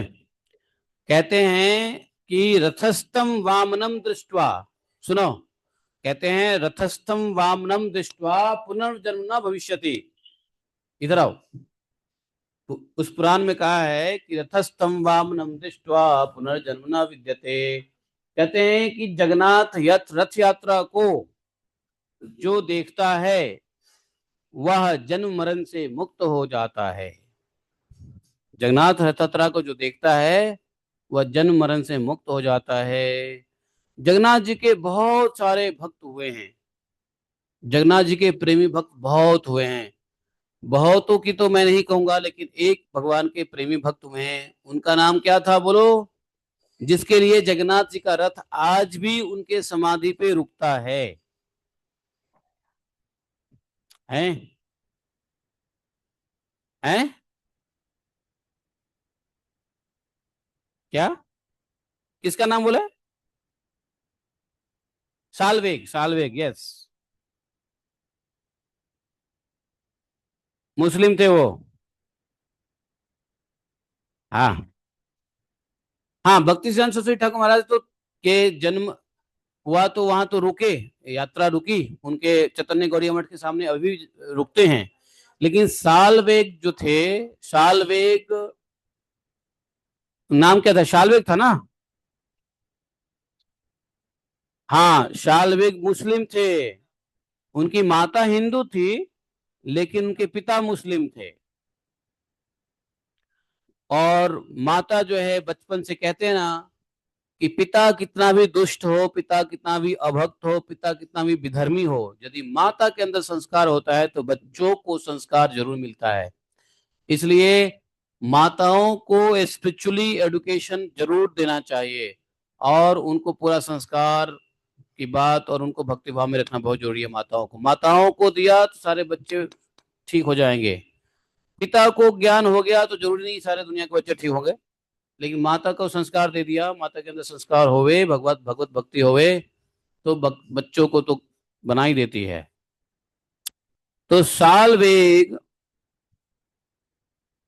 ऐसे भक्त थे जिनकी माता हिंदू थी, सनातनी थी, और उनके पिताजी तो वमन थे, यमन वमन, मुस्लिम थे। क्योंकि पिताजी मुस्लिम थे तो इसलिए उनका जाति मुस्लिम हो गया। लेकिन माता काल परिस्थिति के मुताबिक उनको उस राजा ने, ये उड़ीसा में ही हुआ, माता की कृपा से शाल बेग भगवान कृष्ण के बड़े भक्त थे। खासकर भगवान कृष्ण के जगन्नाथ स्वरूप में उनको भक्ति प्राप्त हुई। और जानते हो भगवान कृष्ण भी बड़े अलबेले हैं। हर स्टेट, भारत के हर स्टेट वालों के लिए अलग अलग रूप दे दिया है, समझे। उड़ीसा वालों को दे दिया जगन्नाथ जी हैं, गुजरात वालों को दे दिया है अपना द्वारकाधीश जी, साउथ इंडियन वालों को दे दिया है श्रीरंगम जी, नहीं है, महाराष्ट्र वालों को दे दिया है विठल जी, नहीं। इस प्रकार से भगवान के हर भारतवर्ष के, हाँ हाँ, हर स्टेट में भगवान के अलग अलग रूप प्रसिद्ध है। तो पुरी में यदि भगवान का कोई भक्त है, उड़ीसा में कोई भगवान का भक्त है, तो वो जगन्नाथ जी का ही भक्त होगा। तो जगन्नाथ जी पूरी वाले उड़ीसा वालों को जगन्नाथ जी से जय जगन्नाथ। तो आगे बोले, जब हम लोग देश विदेश जाते थे तो कोई कहता था कहाँ से हो, अगर पूछते थे आप कहाँ से हो, भारत में कहाँ से हो, तो कहता था जय जगन्नाथ, तो समझ जाओ उड़ीसा से है। ऐसा होता था। तो आप लोग कभी जाते हो पुरी तो उनके समाधि का दर्शन कर सकते हो। भगवान की भक्ति में इस प्रकार डूबे थे। साल बेग जी 17वीं शताब्दी में उड़ीसा में उनका जन्म हुआ था, और उनके पिताजी मुस्लिम सेनापति थे और माता हिंदू थी, समझे। युद्ध हुआ था तो माता को बंदी बनाकर विवाह किया था जबरदस्ती। लेकिन उनकी माता बहुत अनन्य भगवान की भक्त थी। काल परिस्थिति के मुताबिक जबरदस्ती मुस्लिमों ने शादी किया, लेकिन भक्ति नहीं छोड़ी। हमको यही समझना चाहिए भक्तों के जीवनी से कि परिस्थिति कैसी भी हो, हमको भगवान की भक्ति नहीं छोड़ना चाहिए। ये नहीं कि अरे भगवान ने हमारे साथ क्या किया, अन्याय कर दिया है, लुट गई, इज्जत लुट गया। अरे कुछ भी नहीं लूटा। ये शरीर माया है, शरीर तो जलना ही है। जो साथ जाएगा वो भक्ति, भक्ति नष्ट नहीं होता। इसलिए माता को यह अफसोस नहीं कि उनके साथ परिस्थिति बस कैसे उनको मुस्लिम सेनापति ने विवाह कर लिया जबरदस्ती उनके साथ। तो भक्त को यह पता होता है कि हमारे साथ जो हो रहा होता है वो सब हमारे ही प्रारब्ध के कर्म के फल होते हैं। अपने कर्म के सिद्धांत को समझते हुए सालवेग की माता ने अपनी भक्ति को बरकरार किया उस मुस्लिम के घर में भी। और कहते हैं ना कि हर सिचुएशन में एक अपॉर्चुनिटी देखना चाहिए। उन्होंने यह सोचा कि यदि हमारा पुत्र हुआ तो उसको मैं भक्त बनाऊंगी, चाहे मुस्लिम पुत्र हो लेकिन भक्त बनाऊंगी। भक्त जीव मात्र ही बन सकता है, चाहे मुस्लिम हो, हिंदू हो, सिख हो, ईसाई हो, ब्राह्मण हो, शुद्र हो, क्षत्रिय हो, चांडाल हो, बनिया हो, कोई भी हो। भक्त जीव मात्र भगवान का भक्त होता है, क्योंकि जीवेर स्वरूप नित्य कृष्ण दास। जीव का स्वरूप ही है नित्य कृष्ण, चाहे वो किसी माया स्वरूप में आए, लेकिन नित्य स्वरूप भगवान कृष्ण का दास है जीव, हर जीव। लेकिन माया स्वरूप हो सकता है वो मुस्लिम हो, माया स्वरूप से हो सकता है वो हिंदू हो, जो भी हो। तो माता जी ने, साल वेग की माता जी क्या करती, आत्महत्या कर लेती या वो विरोध करती, विरोध करके उनका मृत्यु हो जाता, कालकोठरी में डाल दिया जाता, यही होता ना। लेकिन उन्होंने अपने शरीर को, अपने को जिंदा रखा भगवान की भक्ति के लिए। और एक भगवान के भक्त पुत्र पर उत्पन्न करने के लिए, तो ऐसा पुत्र उत्पन्न करूंगी, ऐसा पुत्र बनाऊंगी जो आने वाले समय में, चाहे वो सनातनी हो चाहे कोई भी हो, वो उनको याद करेगा। उनकी माता के भी भक्ति की कथा बहुत अलग है, हम कभी भक्तमाल करेंगे तो हम लोग साल बेग की माता के बारे में बात करेंगे। लेकिन जब साल बेग की बात आती है तो उनके माता की कहानी आ ही जाती है। एक बार क्या हुआ, सालवेग, हाँ, तो चूंकि सालवेग, चूंकि माता जी सालवेग की माँ भक्त थी, तो उन्होंने बचपन से ही सालवेग के हृदय में भगवान जगन्नाथ स्वरूप में श्री कृष्ण की भक्ति का बीज बो दिया। आज आज जगन्नाथ यात्रा हो और जगन्नाथ जी के भक्तों की कथा ना हो, जगन्नाथ जी भी प्रसन्न नहीं होने वाले। हम अपनी प्रसन्नता के लिए जगन्नाथ यात्रा करें, ये कोई बात है? भगवान की प्रसन्नता के लिए जगन्नाथ यात्रा करें। और भगवान की प्रसन्नता कब होती है? जब भगवान के भक्तों को याद करोगे, भगवान को उनके भक्तों को याद कराओगे, तो भगवान बड़े प्रसन्न होते हैं। जो साल वेग के लिए जगन्नाथ रथ रुकता है, आगे बढ़ता ही नहीं है, समझे। तो इसलिए साल वेग जैसे शुद्ध भक्तों की चर्चा यदि आज नहीं हुआ तो क्या हुआ। आखिर कथा भी तो भागवत की है। जानते हो, साल वेग अपने पिता चूंकि सेनापति थे तो ये भी सेनापति बना, लेकिन इसके हृदय में कृष्ण भक्ति थी, बचपन से ही बीज बोया गया था। कौरवानम आचरेत प्रज्ञो, प्रहलाद महाराज के बाद अगर कलयुग में किसी ने इस बात को सिद्ध किया है तो वो सालवेग की कहानी से है। सालवेग की माता, आप लोग कहते हो बच्चों को भक्ति में नहीं लगाया जा सकता है, कैसे नहीं लगाया जा सकता है। आप 3 साल के बाद ही आप पेट में जब बच्चा होता है तब से ही भक्ति सिखाओ ना। सालवेग की माँ ने सिखाया ना। वो मुस्लिम शासक हुआ, सेनापति हुआ, अपने पिता के कर्म में पिता का फॉलो किया, लेकिन धर्म में ने माता का फॉलो किया। ऐसे सालवेग भगवान के भक्त हुए। कर्म से पिता को फॉलो किया, लेकिन धर्म से माता को फॉलो किया। दोनों का कॉम्बिनेशन रहा। सेनापति का बेटा सेनापति बना। वो एक बार लड़ाई कर रहा था, युद्ध में घायल हो गया। युद्ध में इतना घायल हो गया कि मृत्यु पे आ बनी बात। और लेकिन माता ने उस समय में भी एक ही बात कहा, कृष्ण का नाम लो, वही तुम्हें बचाएंगे, जगन्नाथ का नाम लो। और साल में पता है क्या हुआ, भगवान जगन्नाथ को पुकारा, जय जगन्नाथ जय जगन्नाथ जय जगन्नाथ। और उस समय जिस समय उसका जीवन संकट में था, आश्चर्यजनक तरीके से शाल वेग का जान बच गया, मालूम है। मैं आपको सालवे के बारे में बता देता हूं, क्योंकि आप लोग जगन्नाथ जगन्नाथ जी की कथा आप में से बहुत सारे लोग कह देंगे, लेकिन सालवे की कथा मैं कह देता हूं, ठीक है। इज दैट ओके और नॉट ओके है। भगवान की कथा तो आप लोग कह दोगे, भगवान की कथा तो बहुत लोग कह देगा, लेकिन आज भक्तों की कथा होनी चाहिए कि नहीं होनी चाहिए। हाँ। हाँ। तो उनका जीवन जय जगन्नाथ की पुकार से बच गया।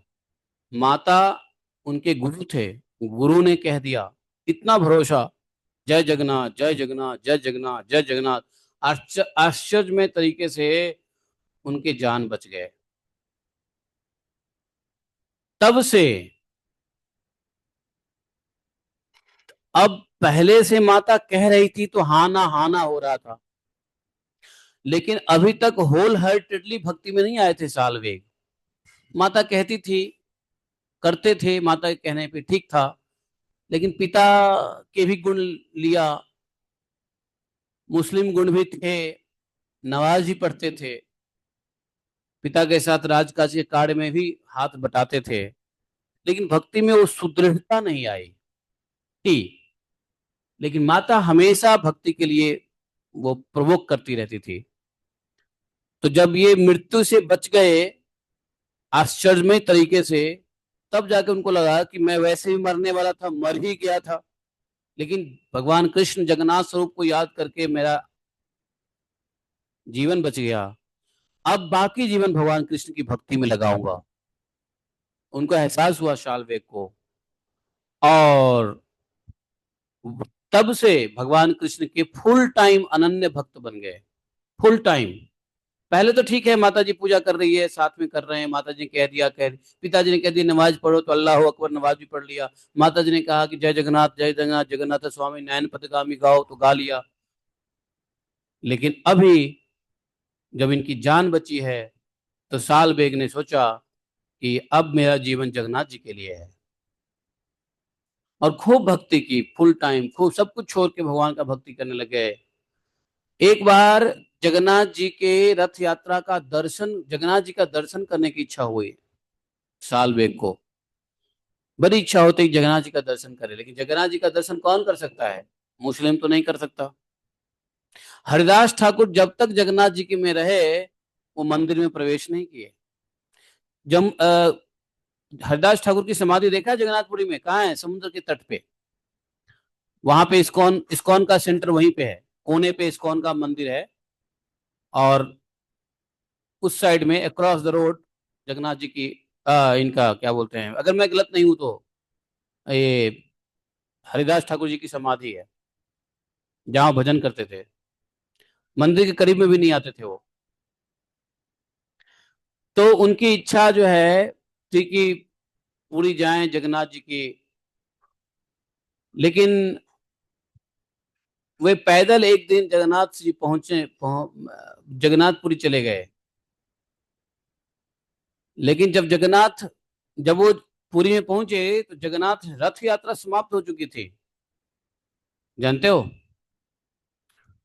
जा जगन्नाथ, भगवान जगन्नाथ की ये जो रथ यात्रा निकाली जाती है, उसका एक और बहुत बड़ा कारण यही है कि मंदिर में अन्य अन्य को दर्शन संभव नहीं है।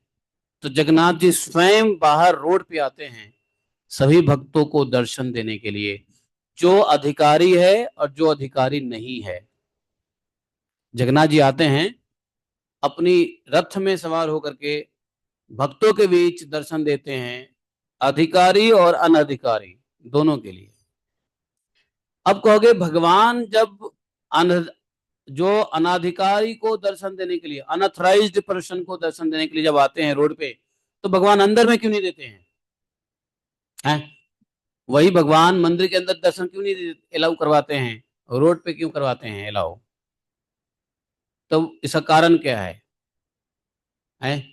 एक मुस्लिम को या ईसाई को या विधर्मियों को मंदिर के अंदर में दर्शन करना अलाउड नहीं है, लेकिन वह बाहर रोड पे दर्शन कर सकता है। आज के दिन, आज के दिन उन सभी शूद्रों, चांडालों, विधर्मियों को उद्धार करने के लिए भगवान निकलते हैं। अकेले नहीं, भाई के साथ भी और बहन के साथ भी। तो फिर जब बाहर निकल के दर्शन देते ही हो तो महाराज अंदर दर्शन देने में क्या दिक्कत है आपको? है? अंदर दर्शन देने में क्या दिक्कत है? तो अंदर इसलिए नहीं देते हैं भगवान दर्शन, क्योंकि भगवान खुद भक्तों के अधीन रहते हैं।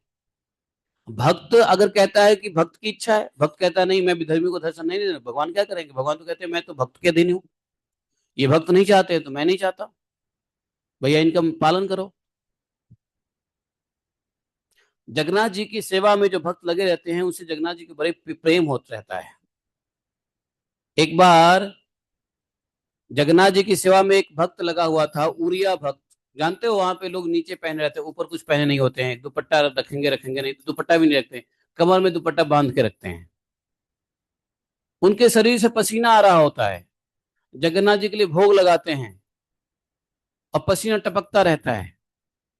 एक किसी वैष्णव ने यह दृश्य देख लिया, जगन्नाथ जी के सेवायत को, कि पसीना से पसीना पसीना जगन्नाथ जी के प्रसाद में टपक रहा है और भगवान जी के जल में टपक रहा है। और भगवान, उसको बड़ा घृणा हुई कि अरे रे रे रे रे, जगन्नाथ जी की सेवा में ये हो गया वो हो गया। उसने क्या किया मालूम है? उसने उस भक्त को सेवा से निकाल दिया। आ? और उन्होंने व्यवस्था किया कि नहीं, जगन्नाथ जी की सेवा में ऐसी गलती नहीं होनी चाहिए। भगवान ने, जगन्नाथ जी ने स्वप्न दिया उसी रात को कि मैं कुछ नहीं खाऊंगा। बोले क्यों नहीं खाओगे महाराज? मेरा भक्त को तुमने निकाल दिया, क्यों? अरे महाराज वो अशुद्ध काम करता था, देखते नहीं कितना पसीना आ रहा है उसको, और वो पसीने से हाथ भी पोंछ रहा है, आपका भोग भी लगा रहा है, वही पसीना टपक रहा है, अशुद्ध आप कैसे खाएंगे प्रसाद? बोले कि भैया मुझे वही प्रसाद प्रेम है, उसी प्रसाद से मुझे प्रेम है। उस भक्त का भाव जो है वो इंपॉर्टेंट है, भक्त के भाव इंपॉर्टेंट है, हमें उसी वही जब हमको भोग लगाएगा मैं पाऊंगा, वरना नहीं पाऊंगा। आश्चर्य की बात हो गई। मेरे ख्याल से ये भ- ये सार्वभौम भट्टाचार्य थे ना, उन्हीं के जीवन जीवन की कहानी में ऐसा कथा आता है। मैं कहीं सुना था ये कथा। सार्वभौम भट्टाचार्य ही वहां उन्होंने ये व्यवस्था किया। बड़े विद्वान थे वहां के, वेदांती थे, बाद में चैतन्य महाप्रभु के भक्त बन गए। तो भट्टाचार्य जी को भगवान ने कहा कि नहीं नहीं, जो सेवा में था उसी को लाओ, वो जिस प्रकार से सेवा करता है मैं उसी में संतुष्ट हूं। तुमको लगता है गंदगी है या इम्प्योरिटी है, जो कुछ भी है, लेकिन मुझे तो, मैं तो भाव का भूखा हूं। आप जब वो लाएंगे प्रसाद भोग तो भी मैं आरोगूंगा। जगन्नाथ जी को सार्वभौम भट्टाचार्य, अगर मैं गलत नहीं हूं तो भाई तो आप लोग सर्च करना, अगर अगर यह सार्वभौम भट्टाचार्य की स्टोरी नहीं है तो जिसकी भी स्टोरी हो, उनको बाद में रियलाइज हुआ कि नहीं नहीं नहीं, फिर से जगन्नाथ मंदिर में उसी काले काले शरीर वाले, मोटे तगड़े नंगे शरीर वाले, नीचे सिर्फ धोती पहने रहते हैं, ऊपर कुछ नहीं होते हैं, और खूब हट्टे कट्टे गठीले होते हैं जगन्नाथ जी के सेवक, और खूब पसीना आता रहता है ना। जगन्नाथ जी के घर में वहां पे एसी नहीं लगी हुई है, वहां पे बिजली भी नहीं है। जब मैं गया था तो नहीं था, आप लोग गए थे तो बिजली थी क्या वहां पर? अंदर में बिजली नहीं, एसी नहीं। हाँ, एसी नहीं, बिजली नहीं, कुछ नहीं। जगन्नाथ जी के किचन में कोई गैस नहीं, कुछ नहीं, सिर्फ लकड़ी से बनता है। तो अरे हमारे बिहारी जी में आ जाओ, बिहारी जी राधा रमन जी में आ जाओ, राधा रमन जी के पीछे किचन में जाके देखो, अभी भी लकड़ी के ऊपर ही उनका प्रसाद बनता है, भोग प्रसाद बनता है। गैस और बिजली का प्रयोग नहीं होता। गए हो बिहारी जी के, जो जो हमारे बिहारी जी नहीं कह रहे हैं, जो हमारे राधा रमन जी है, राधा रमन जी के पीछे साइड से जाओ। हाँ हाँ, वहां पे प्रसाद होता रहता है, भोग प्रसाद वहीं पे कराते रहते हैं वो लोग। हाँ, पीछे जाओगे तो वहां प्रसाद कराते रहते हैं, ठीक है, अगर आपको जाना हो जाओ, वहां प्रसाद भी होता है 1 बजे। दान दक्षिणा दो, वहां का प्रसाद मिलेगा खूब भर भर के। तो जगन्नाथ जी अंदर में अपने भक्तों की सेंटिमेंट को डिस्ट्रॉय नहीं करना चाहते हैं। अगर भक्त उनके चाहते हैं, उनके सेवायत चाहते हैं कि नहीं, अनधिकारी व्यक्ति वमन यमन नहीं दर्शन करेगा तो नहीं दर्शन करेगा जगन्नाथ जी, इसलिए जगन्नाथ जी बाहर निकलते हैं। इससे क्या होता है, जगन्नाथ जी के भक्तों का भी मान सम्मान रह जाता है, और जगन्नाथ जी कृपा भी कर देते हैं। तो आज का रथ यात्रा ऐसे भक्तों के ऊपर ही कृपा करने के लिए निकलता है जो भगवान का दर्शन अंदर में नहीं कर सकते हैं, और जो भगवान का दर्शन कर सकते हैं अंदर में, उनके लिए भी आज इंपॉर्टेंट है, क्योंकि भगवान के रथ को खींचने का मौका मिलेगा। मंदिर में तो सिर्फ दर्शन होगा, भगवान का वाहन, भगवान का सारथी बनने का मौका नहीं मिलेगा, है कि नहीं? बिल्कुल है, राधा कुंड पे भी है, आप सबका स्वागत है। राधा कुंड पे दो दो रथ यात्रा होती है, एक तो उड़िया बाबा वाला रथ यात्रा होता है, और एक होता है अपने गोपाल मंदिर की यात्रा, दोनों निकलता है। हाँ हाँ, सब जगह आज ही है। हैं? तो साल बेग जी आए, जगन्नाथ यात्रा समाप्त हो चुकी थी, दुखी हो गए। ग्रैंड ट्रंक रोड, उसको जीटी रोड कहते हैं, ग्रैंड ट्रंक रोड क्या बोलते हैं उसको, रथ यात्रा जो रोड चलता है। हाँ हाँ, दुखी होकर के, हाँ दुखी होकर के बैठ गए, बैठकर रोने लगे,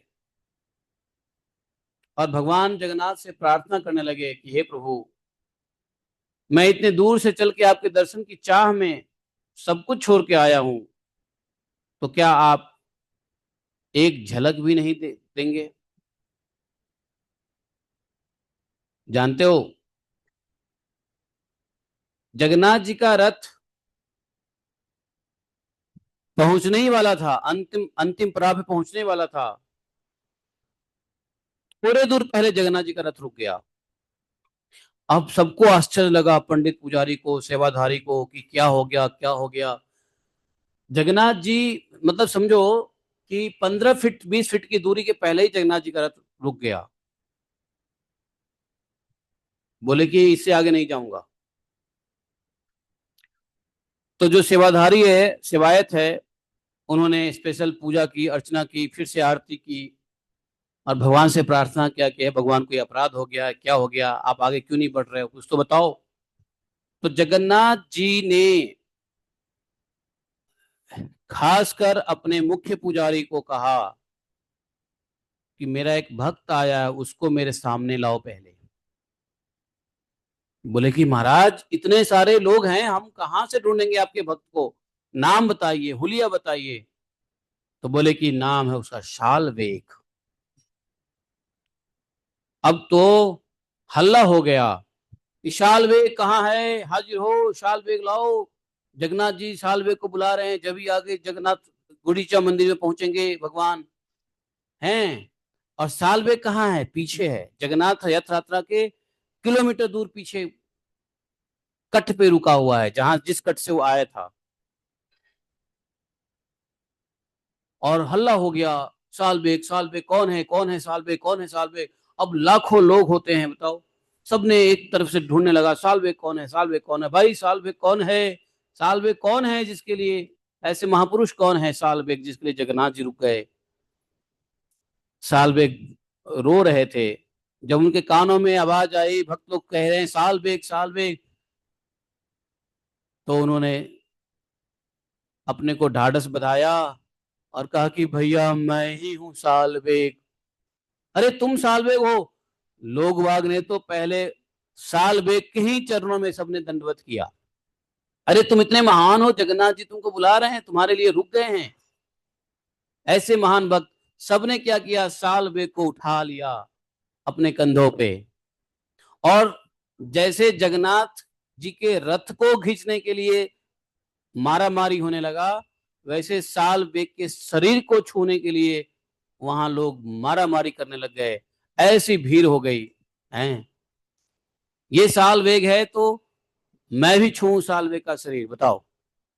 और साल वेग को हवा में ही लोगों ने 1 किलोमीटर दूर जगन्नाथ जी के मंदिर पे पहुंचा दिया, जगन्नाथ जी के रथ तक पहुंचा दिया। जगन्नाथ जी के रथ के सामने सालवेग जी आए हैं, समझे। और सालवेग को देखते जगन्नाथ जी प्रसन्न हुए हैं। पंडित पुजारियों ने जगन्नाथ जी सालवेग जी को चामर दिया है, पूजा की सामग्री दी है। जगन्नाथ जी ने सालबेग के हाथों से पूजा स्वीकार किया है, आरती स्वीकार किया है। और तब जगन्नाथ जी की रथ आगे चल के थोड़ी ही दूरी पे गुडीचा मंदिर है, वहां पे जहां रुकता है रथ, वहां पे रुक गए। और उस जगह पर अभी भी सालबेग की समाधि बनी हुई है। आज भी आप लोग देखोगे, ऑनलाइन देखना, सालबेग की समाधि पे रथ रुकेगा। हिंदी इंग्लिश में और उड़िया में कमेंट्री चालू रहेगी, वो बताएंगे कि अब रथ चाल वेग की समाधि पे रुकेगा। तो आप देख सकते हो ऑनलाइन, ऑनलाइन ज्यादा अच्छे से दर्शन होता है। सच में एक बड़ा सा स्क्रीन पे आप लगा दो जगन्नाथ रथ यात्रा को, तो ऑनलाइन ज्यादा अच्छे से आपको दर्शन होगा। होता है कि नहीं होता है कि नहीं। तो यह सिद्ध करता है कि भगवान किसी जाति धर्म कुल को नहीं देखते, भगवान तो सिर्फ भाव को देखते हैं। न जाने किस गुण पे भगवान रिझ जाते हैं, है कि नहीं। तो भक्ति का कोई धर्म नहीं होता, भक्त का कोई जात नहीं होता, भक्त का कोई वर्ण नहीं होता। सभी वर्ण के लोग भक्त होना आवश्यक है। लेकिन वर्ण के लोग ही भक्त होंगे या कोई जरूरी नहीं है, कोई भी हो सकता है। और भगवान अपने सच्चे प्रेमी को कभी निराश नहीं करते हैं। बाहरी धर्म कुछ भी हो, अंदर में भगवान की भक्ति होनी चाहिए। व्यवहार का धर्म कुछ भी हो, शरीर का धर्म कुछ भी हो, लेकिन आत्मा का धर्म एक ही है, भगवत भक्ति। इसलिए बोला जीवे स्वरूप नित्य कृष्णदास। सालबेग जैसे महान भक्तों की कथा से हमको पता चलता है कि हम अपने जाति धर्म को भगवान की भक्ति से जोड़ के देखेंगे तो कोई फायदा नहीं है। सालबेग बहुत बड़े भक्त हुए हैं। सालबेग ने बहुत सारी रचनाएं की हैं, भगवान जगन्नाथ की बहुत सारी उन्होंने भजन किया है। एक प्रसिद्ध भजन है शाल बेग का, हे नीले पर्वतवासी प्रभु आप बलवान हाथी के समान, ऐसा करके उन्होंने एक भजन बनाया है उड़िया में, जिसका मैं ट्रांसलेशन बोला हूं, अहे नील शैल प्रबल मत बरन, ऐसा उड़िया में उन्होंने लिखा है। अहे नील शैल प्रबल प्रबल मत बरन, तो इसको आप ढूंढ के सुन सकते हो। तो ऐसे ऐसे आज के दिन में रथ यात्रा, जो लोग भगवान के अधिकारी हैं, दर्शन के अधिकारी हैं, मंदिर में जाकर के दर्शन किया होगा, तो भी आज जगन्नाथ जी का कहीं भी यात्रा हो रहा हो, आप जरूर रथ के रस्सी को खींचिए, आज के दिन जरूरी है, और अपने को धन्य कीजिए। कहते हैं जो भगवान के रथ के रस्सी को खींचता है और भगवान रथ के ऊपर देखता है भगवान को, वह जन्म मृत्यु जरा व्याधि के चक्र से मुक्त हो जाता है। बोलिए जगन्नाथ बलदेव सुभद्रा माई की जय, जगन्नाथ यात्रा महा महा महोत्सव की जय। ठीक है, साल वेग भक्त, जगन्नाथ भक्त साल वेग की जय। ठीक है, तो हम लोग जो है आज, कोई पूछ रहे हैं, क्या पूछ रहे हैं? Anybody asking anything? What? Nothing. ठीक है, तो जगन्नाथ अष्टकम कौन बढ़िया से गा सकते हो, गाओ। जगन्नाथ अष्टकम गा सकते हैं? शुरू करें? माता जी चली गई? हाँ करिए माता जी, यस करिए प्लीज, जगन्नाथ अष्टकम।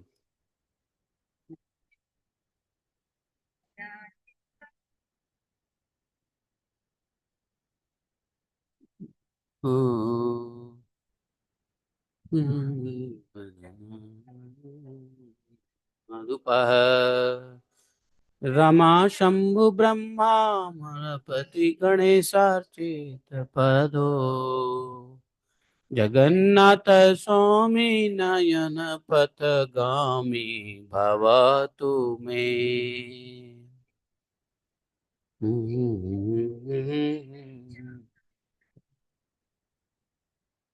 कुलं नेत्रान्ते सहचरकटाक्षं च विदधते, सदा श्रीमद्वृन्दावन वसति लीला परिचयो, जगन्नाथ स्वामी नयन पथगामी भवतु मे। महाबोधि स्थिरे कनकारुचिरे नीलशिखारे, वसन् प्रसादान्ता सहजावलाभद्रेण बलिना, सुभद्रा मध्यस्था सकलासुरा सेवा वसरदो, जगन्नाथ स्वामी नयन पथगामी भवतु मे। जलाजलादासे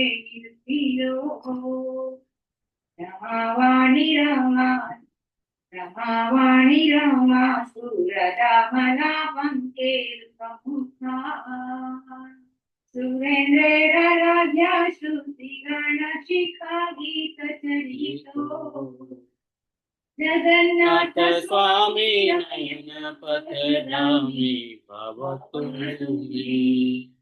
तथारूढो गच्छन् प्रतिमिलितभूदेव पटले, स्तुति प्रादुर्भावं प्रति पद्मोपाकर्ण्य सदया, दया सिन्धु बन्धो सकल जगतापिन्दो दया, जगन्नाथ स्वामी नयन पथगामी भवतु मे।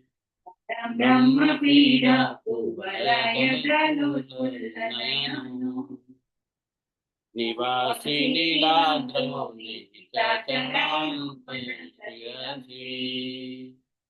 रसानन्दि राधा सरस बपुरालिङ्गन सुखो, जगन्नाथ स्वामी नयन पथगामी भवतु मे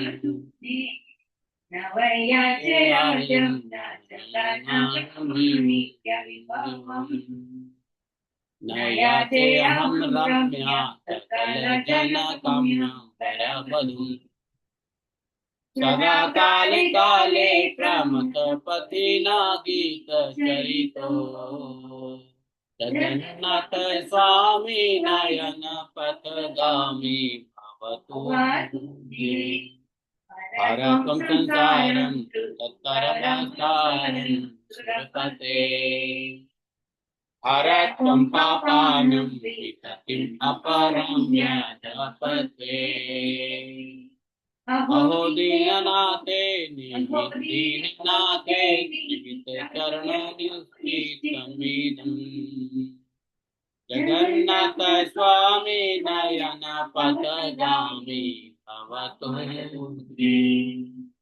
जगन्नाथस्य तं पुण्यं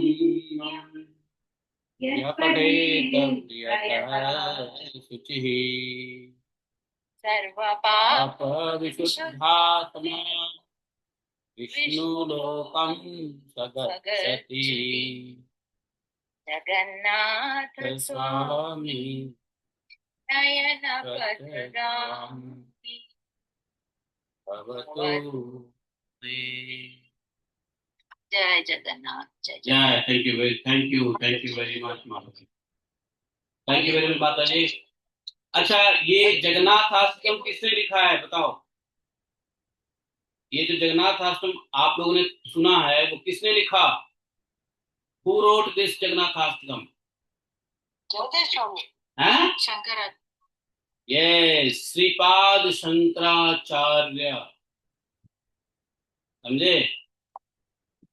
श्रीपाद शंकराचार्य ने इतने सारे वैष्णवों को भगवान के उत्तम उत्तम भजन दिया। श्रीपाद शंकराचार्य की जय। ठीक है, मंदिर में उनका मंदिर बना हुआ है। Thank you very much.